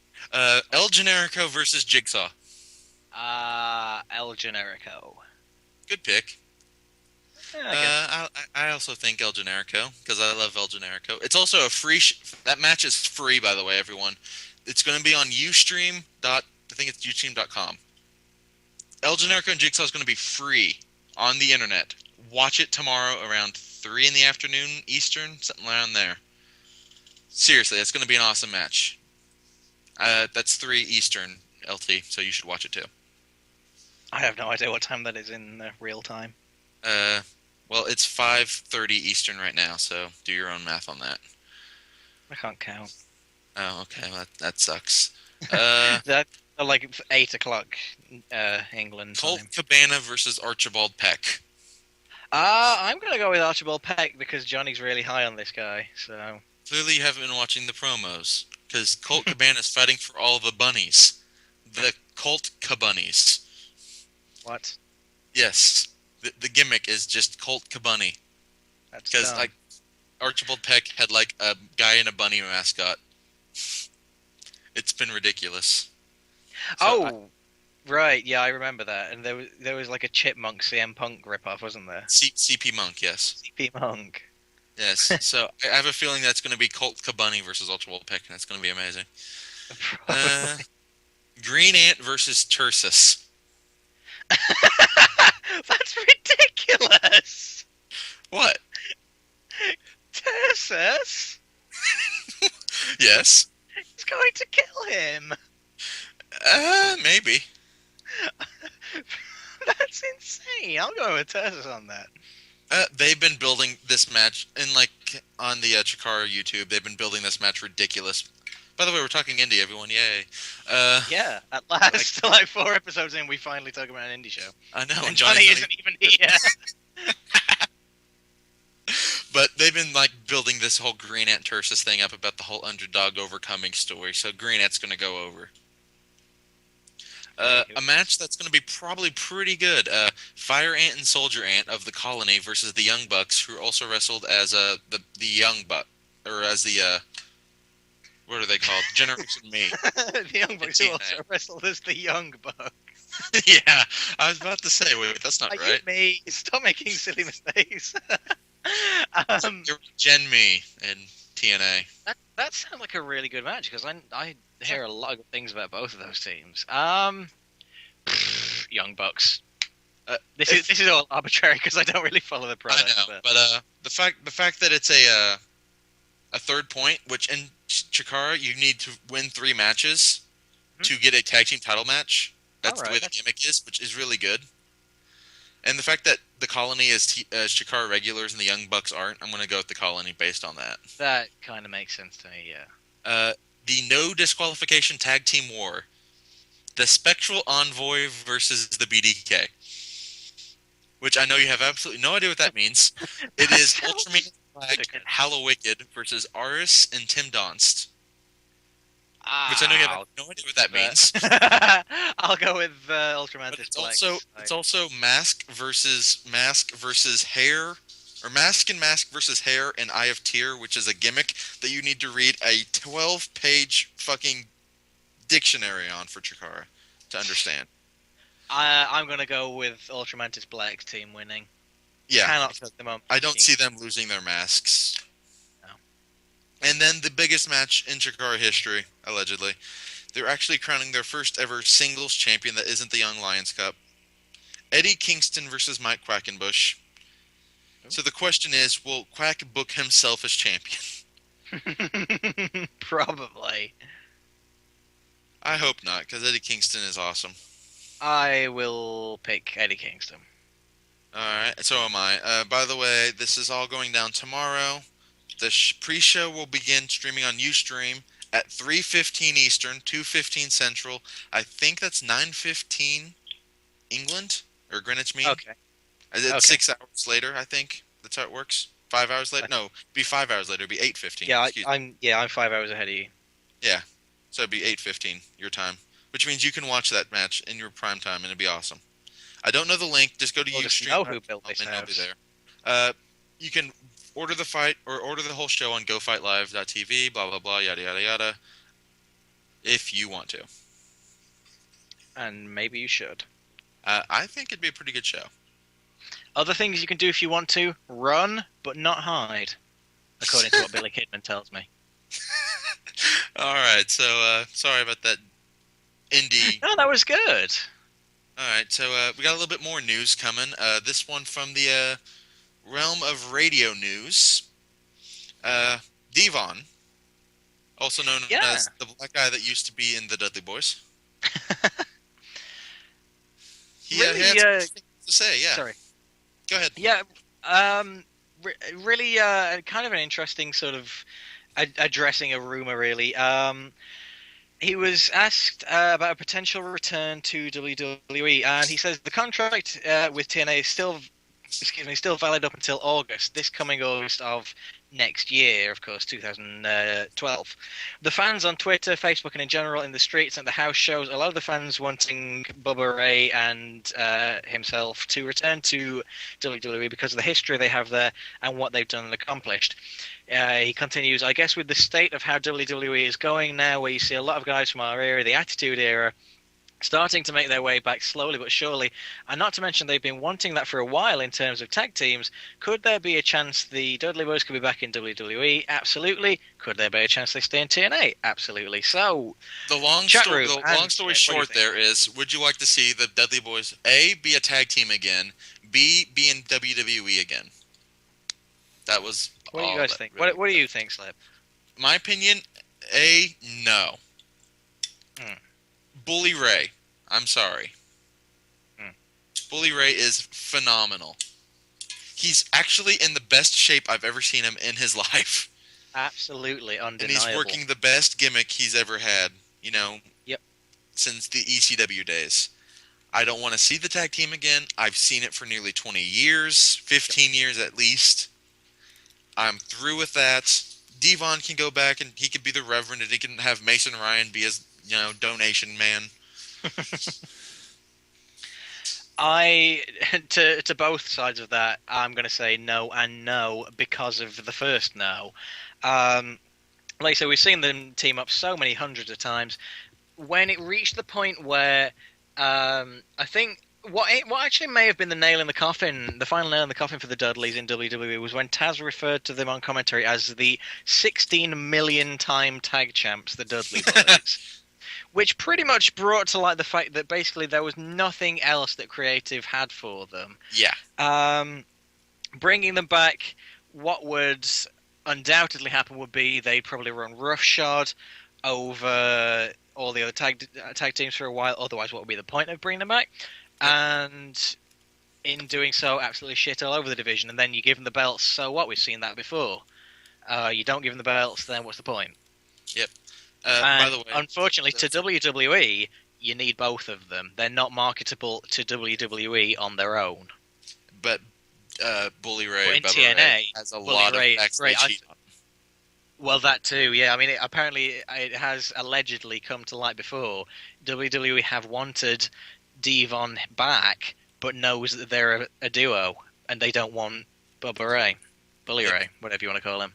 So, I mean, hey, he's a different guy now, I'm sure. I mean, it's been a while. Maybe he's mellowed a little bit, but who knows? Either way, I think they're both better off where they are.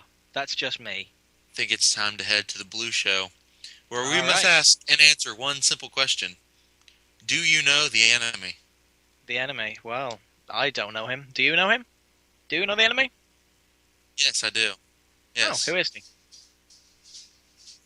Who is that guy? Well, at one point it was Joker, then it was Hugo Strange, then you turned to the Catwoman, it was Poison Ivy for a spell. Yeah, Rachel pops up a little bit. Once or twice. Okay, anyways. The Riddler is like the biggest bitch. Play Arkham Asylum is what we're basically saying. Play Arkham City is what we're saying. Play both of those games. Play both, back to back. What's a Skyrim? Who gives a fuck? Yeah, fuck the Skyrim. The no good Skyrim bullshit. But yes, it's the NL video game podcast. Yeah. It's SmackDown time. SmackDown this week was kind of one of those shows that just sort of happened, you know? A lot of nothing went off, and it's weird because this seems to be a recurring thing in England. I mean, if you cast your mind back to the first time they did a show in the UK when they did it in Manchester, Raw was awesome. SmackDown I don't really recall, but I seem to remember it was probably pretty good. But like over the last several years, they're kind of nothing shows. They're sort of throwaway events. Although it was nice to see Edge on his farewell tour in April. That was pretty great for the fans. But anyway, it kicks off and we get a whole thing about Team Orton versus Team Barrett at Survivor Series. My question, how can it possibly be Team Orton versus Team Barrett when Orton's feud has been with Rhodes and Rhodes is on Team Barrett? Why is it not Team Rhodes featuring Wade Barrett? Fair enough, Wade Barrett is in the middle of a big push right now. But what the hell, you know? I don't get it. No. Crowd really not having any kind of reaction to Randy Orton when he comes out. And what do you mean? There was a lot of crowd interaction. Yeah, they masked the crowd very well. Well, I say very well, very obviously. Extreme, ridiculous close-up on Orton's face while he cut his promo, and an absolute ridiculous amount of piped-in cheers. It was insane. Like, every third word was getting a pop. It was the sloppiest editing that WWE have done in some time. Wade Barrett comes out, gets a hell of a reaction, which is surprising, actually, considering he's from Manchester, and people in Liverpool tend to have a rivalry with people from Manchester. But, yeah, Wade Barrett gets a good reaction.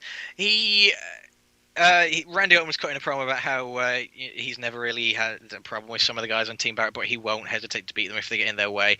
Barrett says Randy Orton does have a problem with him. He maybe just doesn't realize it yet. Barrett claims he's never started as the leader of any group he's been a part of in WWE. Now, except for both of them, that statement's completely correct. Yeah. Who wrote that line? So hold on. Did Orton say he didn't have a problem with anyone on their team? He pretty much said that, like, he's had a thing with Cody Rhodes. He knows he can take him. There was another name or two he mentioned that he's like, you know, whatever. Like, he this pay-per-view last year, it was Orton against Barrett for the title. Literally, this pay-per-view you. Yeah. But he was like, "Oh, Swagger, we haven't really met. Hunico, I've never met in my life. But I don't have a problem beating them up." And then Barrett was like, "Brr, brr, brr, brr." He didn't actually say that, but you know. Yeah, exactly. Anyways. Christian comes out and makes a Yoko Ono gag, which falls flat on its face because who gives a shit about Yoko Ono in 2011? It was one of those really weird lines that he'd obviously been fed by creative to try and get a pop out of the local crowd. But when you consider lots of the WWE audience are children, they don't even know who Yoko Ono is. So what the hell was the point of that? He was that really fat wrestler from the mid-1990s, right? Incredible. I know he's like Polynesian, but it seems kind of weird to make a joke about him in England. That's odd. Teddy Long comes out to make a straight-up tag team... Oh, wait, never mind. No, he doesn't. He makes 2 separate singles matches, breaking his streak. Sheamus and Christian have a pay-per-view quality match. I won't say, like 5-star greatest of all time match.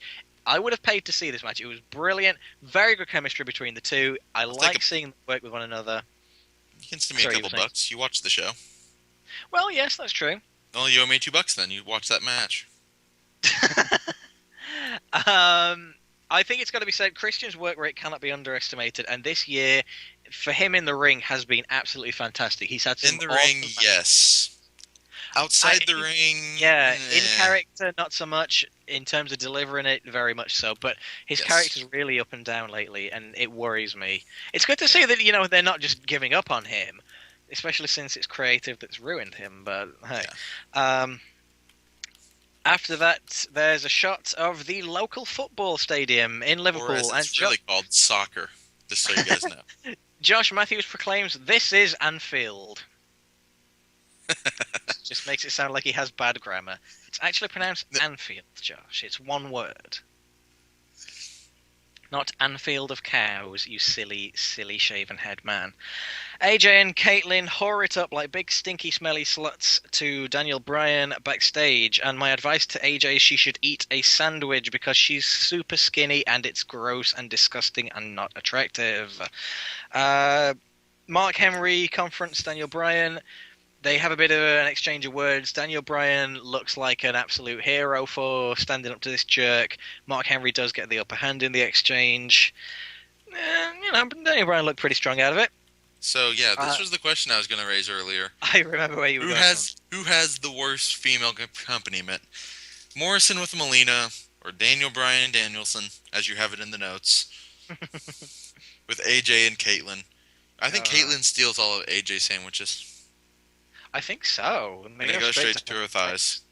That was weird. Yeah, this is the AJ really gets on my nerves. I don't need to explain that to you guys because you've seen me say that so many times by now. But who's more annoying, her or Melina? Goodness me, I could not begin to get into that. It has At least Caitlyn has nice titties, even though they're ridiculous on her body. Her boobs are too big. What? I'm pretty sure Punk is with Beth Phoenix still. Yeah, CM Punk dating Caitlyn, that's a new one. Although it wouldn't surprise me, he does tend to get through women quite quickly. True. Anyways. We get a video package for Big Zeke Jackson, as if they need to remind us who he is, and I think they should just let him come out and body slam people because that's what he's good at. I think it's just like R-Truth when they do a video package from Canada. He's not allowed in the country of He's Canada. not allowed in the country. Honestly, I wondered if that was why... For a moment, I wondered if that was why Brodus wasn't on Raw, because he used to be one of Snoop Dogg's guys, and for a long while Snoop Dogg was banned from the UK, but then, of course, I remember Brodus was on SmackDown in April, so that can't be it. Weird. Ted DiBiase versus Jinder Mahal, who gets jobber entrance. They say DiBiase posse like 5 times in the space of 10 seconds, and somebody holds up a DiBiase posse sign in the crowd. Plant or what? Ted plays boring babyface number 3124124. Dull. Match ends after Dream Street in like a minute. Chat room. Time to take a quick opinion poll. Ted DiBiase versus Jinder Mahal. Do any of you give a shit?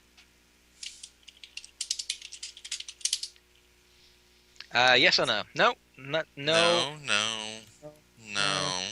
no, no, No. no, no, Oh, no, a lot of no. no's here. No chance. No, not No, no, really. no, no chance, not at all. Nay and Uh, thrice nay. Not fucking really. Adam No, says no, no, yes. no, Hashtag no. heel. No, no, no. No Elodian. Uh, no. Homer likes No. DiBiase, but his opinion on wrestlers is bad and terrible. Yeah, exactly. He hates Ryder and likes DiBiase. That says enough about Homer. The thing about DiBiase is, like, you take it back a year or two ago, and the company had such high hopes that he was going to be the guy, and they could not have been more wrong because he's just so bland. Yeah. And this face turn is not bringing out the best in him because he showed an inability to do anything other than generic babyface shit. Fair enough, the match only lasted like a minute, but you know. Yeah, well. So after that, Mark Henry enters with gorilla position camera angle, which is my favorite entrance camera angle because it looks awesome. It's a rematch from last week against my boy superhero D-Bry.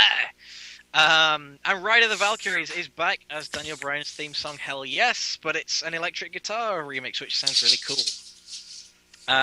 For some reason, somebody in the front row has a sign that says DX Rocks. Why? What? No, it's 2011. And Henry wins after a World's Strongest Slam. Nothing special. And then Daniel Bryan's mother, Big Show, comes out to save him. He cuts a really weird little mini promo. The crowd don't react to it because there was no sort of like hook to the end of it for them to pop for. We come back from break, and Big Show is facing 3 unnamed local jobbers. The jobbers win, and they break Big Show's arms and legs, and then they cocky pin him. Just kidding. Oh. Big Show wins easily, and there's no need for me to tell you that. The thing that gets me about this, every time Big Show does his big knockout punch, Josh Matthews or Cole or whoever will shout, the WMD, weapon of mass destruction. If they feel the need to tell us what WMD stands for every time he uses it, they shouldn't call it the WMD. Seriously. Because if people don't get it... It's like when people say the HIV virus, but yeah. yeah, the HIV virus. What's the V stand for again? The virus. The Department of Redundancy Department. Exactly.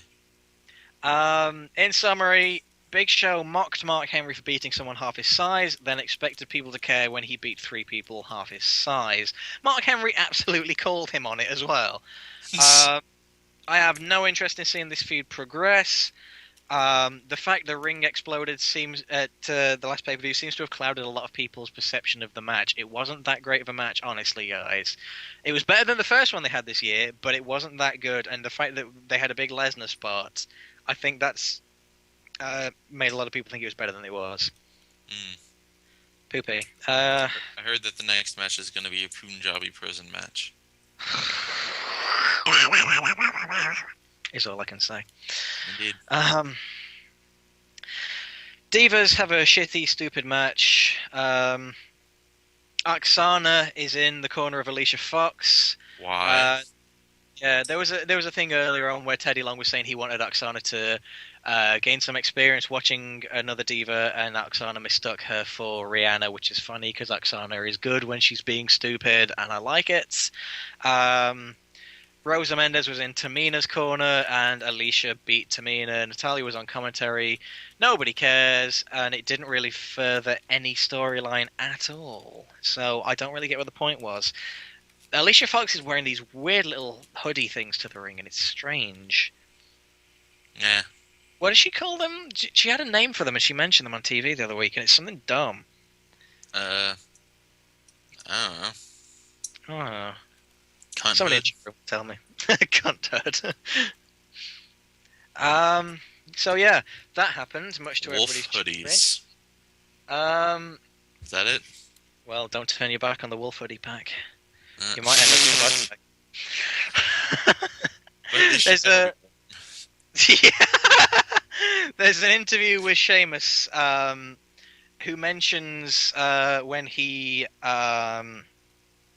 did an appearance at the MTV Music Awards, and he gave an award to some kid I've never heard of, Justin Bieber. Don't know who that is. Mm. The funny thing is actually him mentioning Justin Bieber got no pop, and him mentioning Beeper from the Muppets got him a huge pop. It was ridiculous. Matt Stryker asks him what he thinks to this chat that everybody has about Sheamus having an anger problem. Sheamus fakes him out a little bit, stares him down, but then he's like, "Oh yeah, I'm alright, I'm cool, really." And then Stryker looks like he's gonna poo himself because Sheamus is a big scary fella. Fella. Hunico and Epico are teaming up, and they're accompanied by Epico's cousin Primo, back on TV at last, hooray! And they're taking on the Uso brothers. Brother. It's a nothing match. It establishes a new tag team, which is good, or rather a new stable, I would say. Afro Bandito says Las Boricuas 2011. Yeah, I got that vibe as well, unfortunately. So, kind of a odd question. Mhm. So, they have the 3 Mexican whole thing going there. What are the odds that they bring up the Chael Guerrero chick from FCW up as the female? See, that would be an interesting one. Or do you think that would be Rosa Mendez? It would be easier for them to do it with Rosa Mendez, but they seem to be unable to commit to keeping Rosa Mendez in one storyline at a time. Yeah. Or keeping her with the same gimmick for more than 2 weeks in a lot of occasions. What happened to the jump rope thing? What happened to that? Maybe the company that sold her jump ropes went bust when Zack Ryder released the Invisible jump rope. She kept blocking her eyes with her massive tits. Oh my goodness. That's why I hope they never fire her. I know she sucks, but oh, please keep her forever. I'm a shallow and horrible person. I don't deny it. How does your girlfriend about this? Shut up. She doesn't know who Rosa Mendez is, and she never will. Until I post 50 pictures of her on Facebook. Yeah, the 3 of them, they make kind of a good team. The only thing is, they look like they're wrestling in sort of street gear. I don't know how to feel on that. It's interesting in that they're the only ones who really do it, but by the same, it's like, it looks poopy, you know? I was actually surprised that Sin Cara didn't make the save when they triple teamed the Usos afterwards. I actually wrote in the notes Sin Cara makes the save in anticipation of it happening, and then I had to delete it.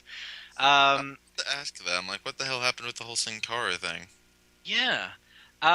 They gave one of the Usos an awesome triple team move and wreck his shit royally.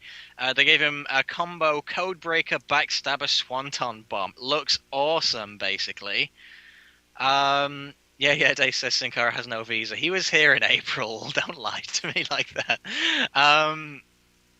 Yeah, they worked well as a team.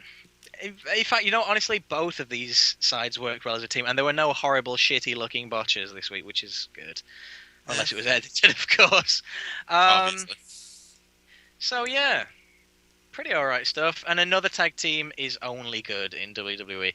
Especially now, at the moment, we have a tag team who can't defend their belts. Now is the time to start building these new guys up. We didn't mention Matt Sydal, also known as Evan Bourne, is on a 30-day suspension. For it's suspected he smoked synthetic marijuana spice, which is the thing that got Heath Slater. Heath Slater. That's right. They didn't really specify on Darren Young, but I believe it was probably around the same stuff. Probably. So, main event, Orton versus Barrett, and it actually astonishes me they can do this with a straight face. 2 men who aren't involved in the title picture in the main event, 3 matches after Big Show and Henry's interactions. What? I cannot believe they do this. They just don't care about these belts, do they? They have to keep the same guys in the main event. And I say that as a John Cena fan, because it's the same on Raw, with Del Rio in the mid-card, and Punk in the mid-card, and Cena in the main. I don't get it. Why do they not care about their belts? The champion always has to be mid-card, don't you know? Except when his name's Randy Orton. Of course. Or John Cena. Or John Cena. Or Triple H, in which case it's upper, lower, and middle card. Yes. Grr, I'm bitter. There's quite an audible "Let's Go Barrett" chant, which is pretty awesome, especially as I said, due to Liverpudlians usually hating Mancunians. The match was pretty good. The finish, what the hell? Barrett pins Orton after, I shit you not, a punch. I'm not making that up. He punches him in the face and pins him. Now, I know Barrett, or at least Barrett's character, I don't know how true it is outside of kayfabe, is a bare-knuckle brawler. Yeah. Bare-knuckle brawler. But he knocked him down with a punch. People are saying it was a poke to the eye. That's even stupider. Yeah. That's even dumber. But, like... Poke of Doom, Part 2. Yeah, why he couldn't have been pinned by Wasteland, I don't know. It's okay for Randy Orton to lose a match once in a while and take somebody's finisher. It's fine. He's Randy Orton. He can stand that. He won't look weaker for it. Yep. Grr and arg. So anyway, yeah, Barrett comes out with the win, which I guess is all that matters. But there's another week to go before the pay-per-view, so all could change and Barrett could look like a little fanny before the pay-per-view. Who knows? Yep. That was SmackDown. So, what? That was my opinion on the matter. SmackDown. Yeah, pretty much. Next week then, guys, let's get your opinions on this. Raw, as we said, is a 3-hour show in John Cena's hometown of Boston, Massachusetts, during which The Rock is slated to return to live TV. What are your thoughts, guys? What are your thoughts on The Rock? Also Mick Foley. Also Mick Foley, yes, apparently. He was advertised and then he wasn't advertised, wasn't he? They de-advertised him. Yes. That's something we forgot to mention. Mick Foley made his first WWE appearance at the Dublin House show in Ireland, which is great. Which, if you watched True Long Island Story, you might have seen. He was with Broski of the Week. Yep. Mamu22 says Rock and Sock Connection. Could be, you never know. I am honestly more excited for Foley than I am for The Rock. I don't know if you guys agree. Adam has a good point. He says he's a huge Rock fan, but he's starting to hate him. There is... In my honest opinion, I don't know if you agree or not, Slip, I don't think The Rock can possibly be the babyface in this feud. One, I completely agree he's not going to be. I think he's trying not to be, and that's what they've been doing this entire time. The way he's trying to alienate the fans by, calling them all kids and whatever. Yeah. Because that is their core audience, and they know that. I think that's supposed to try and make him seem like the bad guy for, he's making fun of the fans. But it's not working because, you still have that core audience from 10 or so years ago who still watch or bring their kids to the show, and they're going to chant for The Rock. Yeah. It's two, I never liked The Rock. I'm going to say that right out front. Did you not? Huh? No, never liked The Rock. Honestly, there are a lot of people...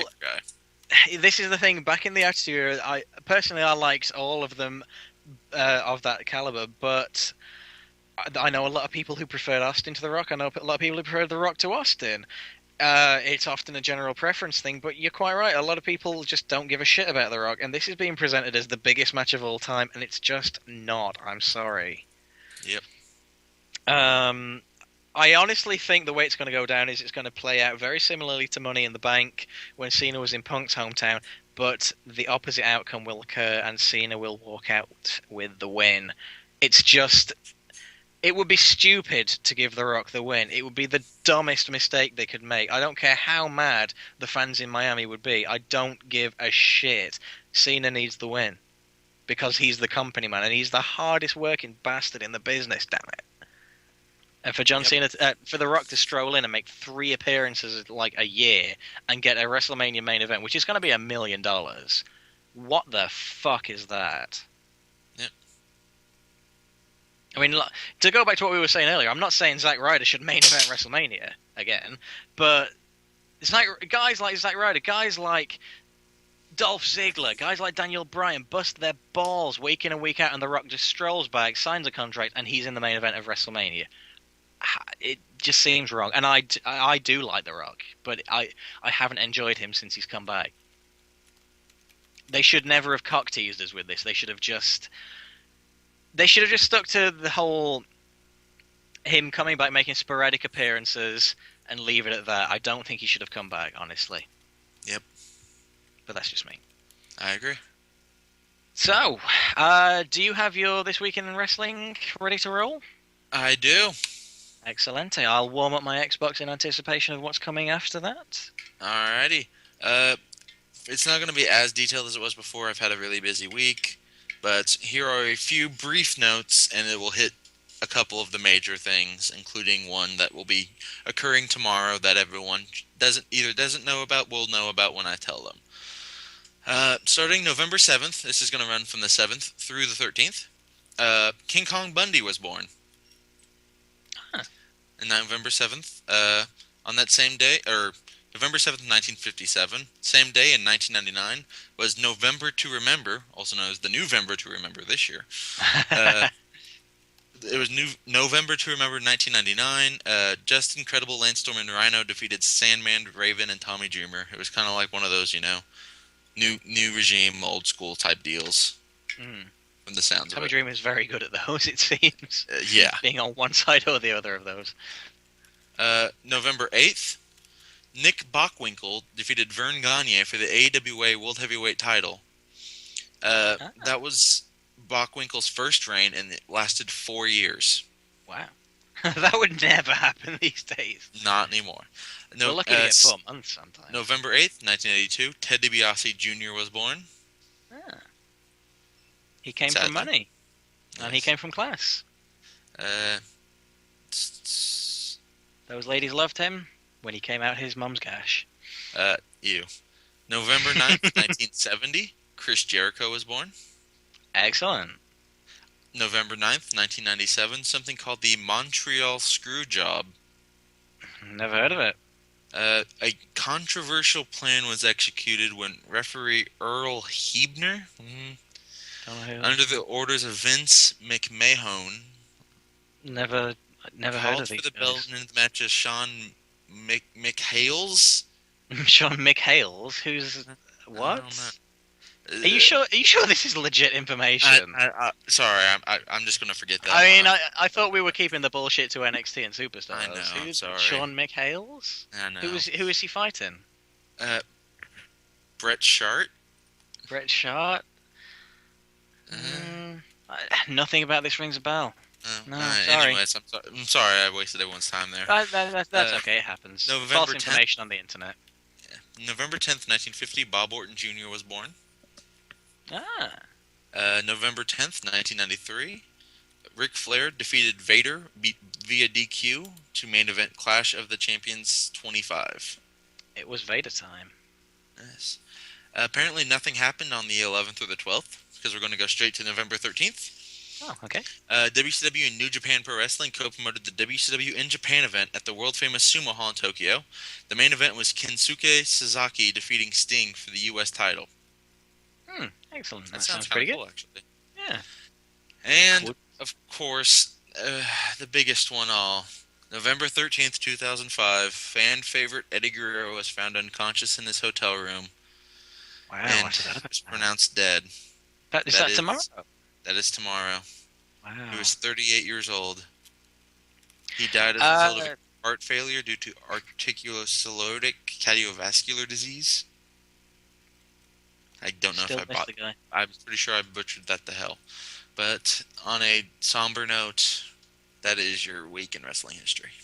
What I generally like to do on the eve of, well, not the eve, on the day of Eddie Guerrero's, the anniversary, if you want to call it, of his passing.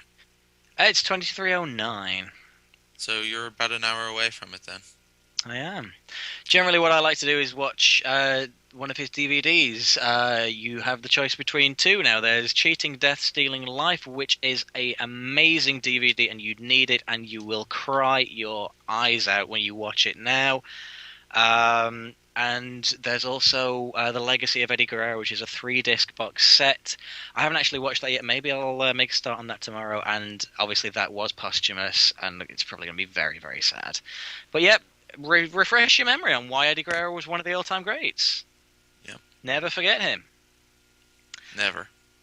And on a slightly more bright note, it's time, before we toodle off onto the internet, for our second giveaway of the night. We're going to give away Castle Crashers on the Xbox 360. Now, the original plan, as you know, was we were going to give this away during Johnny's birthday stream last week, but Johnny got anal bleeding, and therefore we couldn't do it.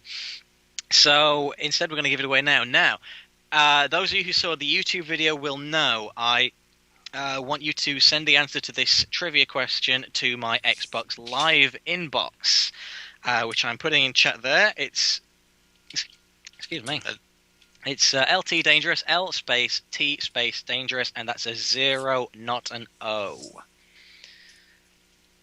So if you have Xbox Live, get online on there now, guys.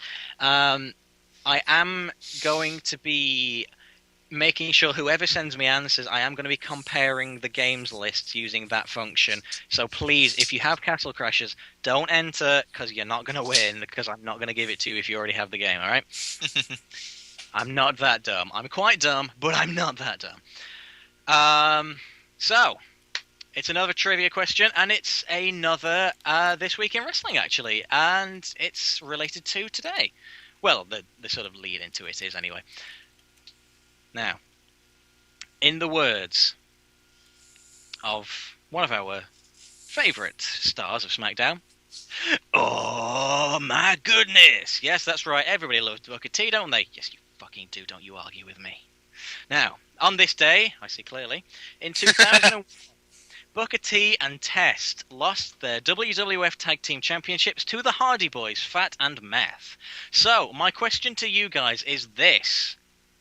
Get those keyboards at the ready, and send it to my your Xbox keyboards ready. Yep. Well, I have one. My question is this: what is Shucky Ducky's real name?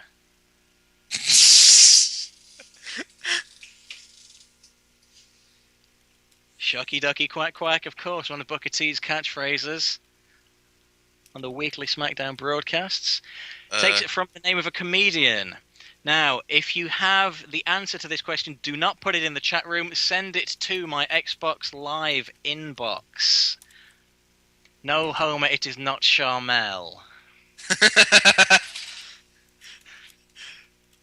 I don't think he's asking for Booker T's real name. No, I'm not asking for Booker T's real name. There is a comedian by the name of Shucky Ducky. Or rather, by the stage name of Shucky Ducky.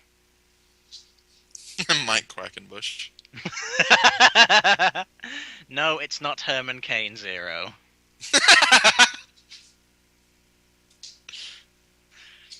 If you guys want to use Wikipedia, feel free. It's just going to be a case of whoever gets it to the inbox first. Booker T.O. Huffman. No, Toma 1997. That's Booker's real name.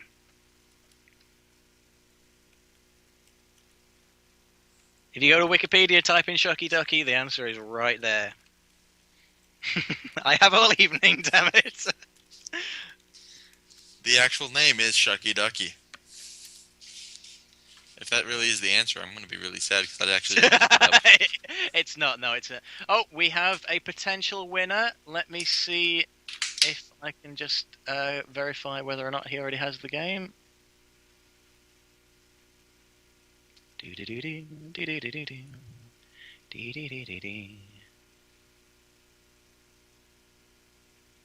Yeah, we have a winner.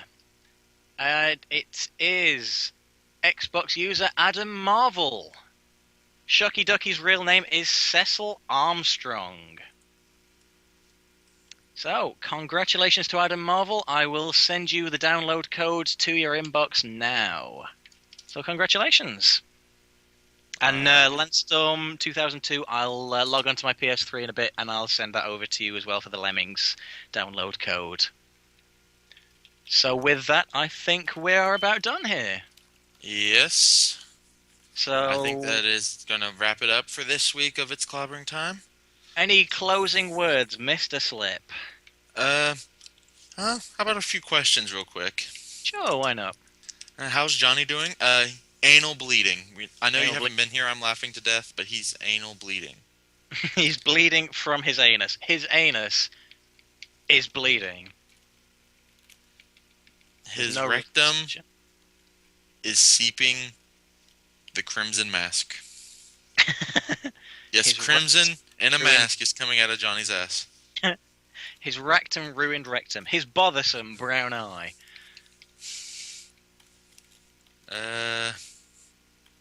What do you think about Michael Cole in WWE 12? Yeah, Michael Cole is a playable character. Yes.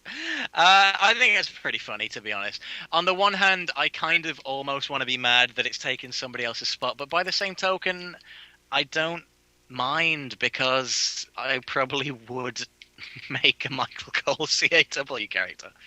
Saints Row the Third comes out this Tuesday. So this Tuesday we'll be doing a midnight stream. Excellent. A few more shameless plugs real quick, and we're going to wrap it up.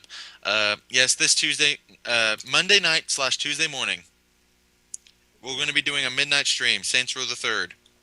Me and Johnny will both be getting the game. Also, if you haven't already, please favorite this channel, Lag Spike. We do the show every week. Click the follow button. Go to lagspike.tv. The fucking work they've done on this website is absolutely incredible. It's astounding. Like, you can watch every single person that's a part of the Lag Spike channel right there on the front page. They'll tell you who's live. They'll tell you who's streaming right now. They'll load up a new page for you. They have a schedule for all the shows. It's awesome. Please check it out. lagspike.tv. It's great. We posted all the links for our stuff. You know, the YouTubes. You know, the Twitters. Thank you, everyone, for coming out to see another It's at Clobbering Time. I'm Slip. Thank you to Adam for helping us out with the production. Yep. Big thanks there. So, as LT Dangerous, I would like to just say, as Slip pointed out, don't forget you can like us on Facebook, follow us on Twitter. You can't buy any merchandise because we don't have any.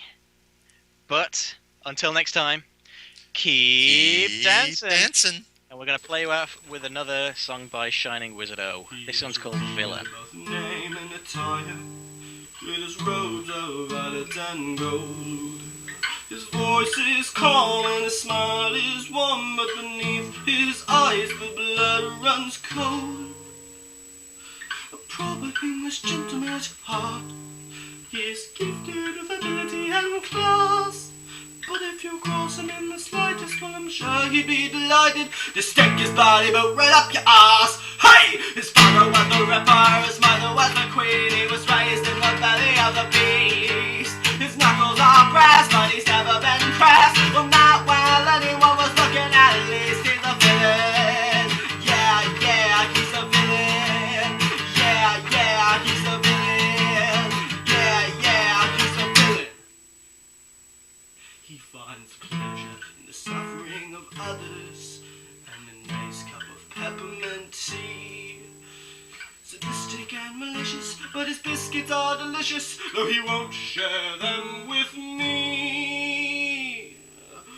A poison in his veins and evil in his heart, he's a man most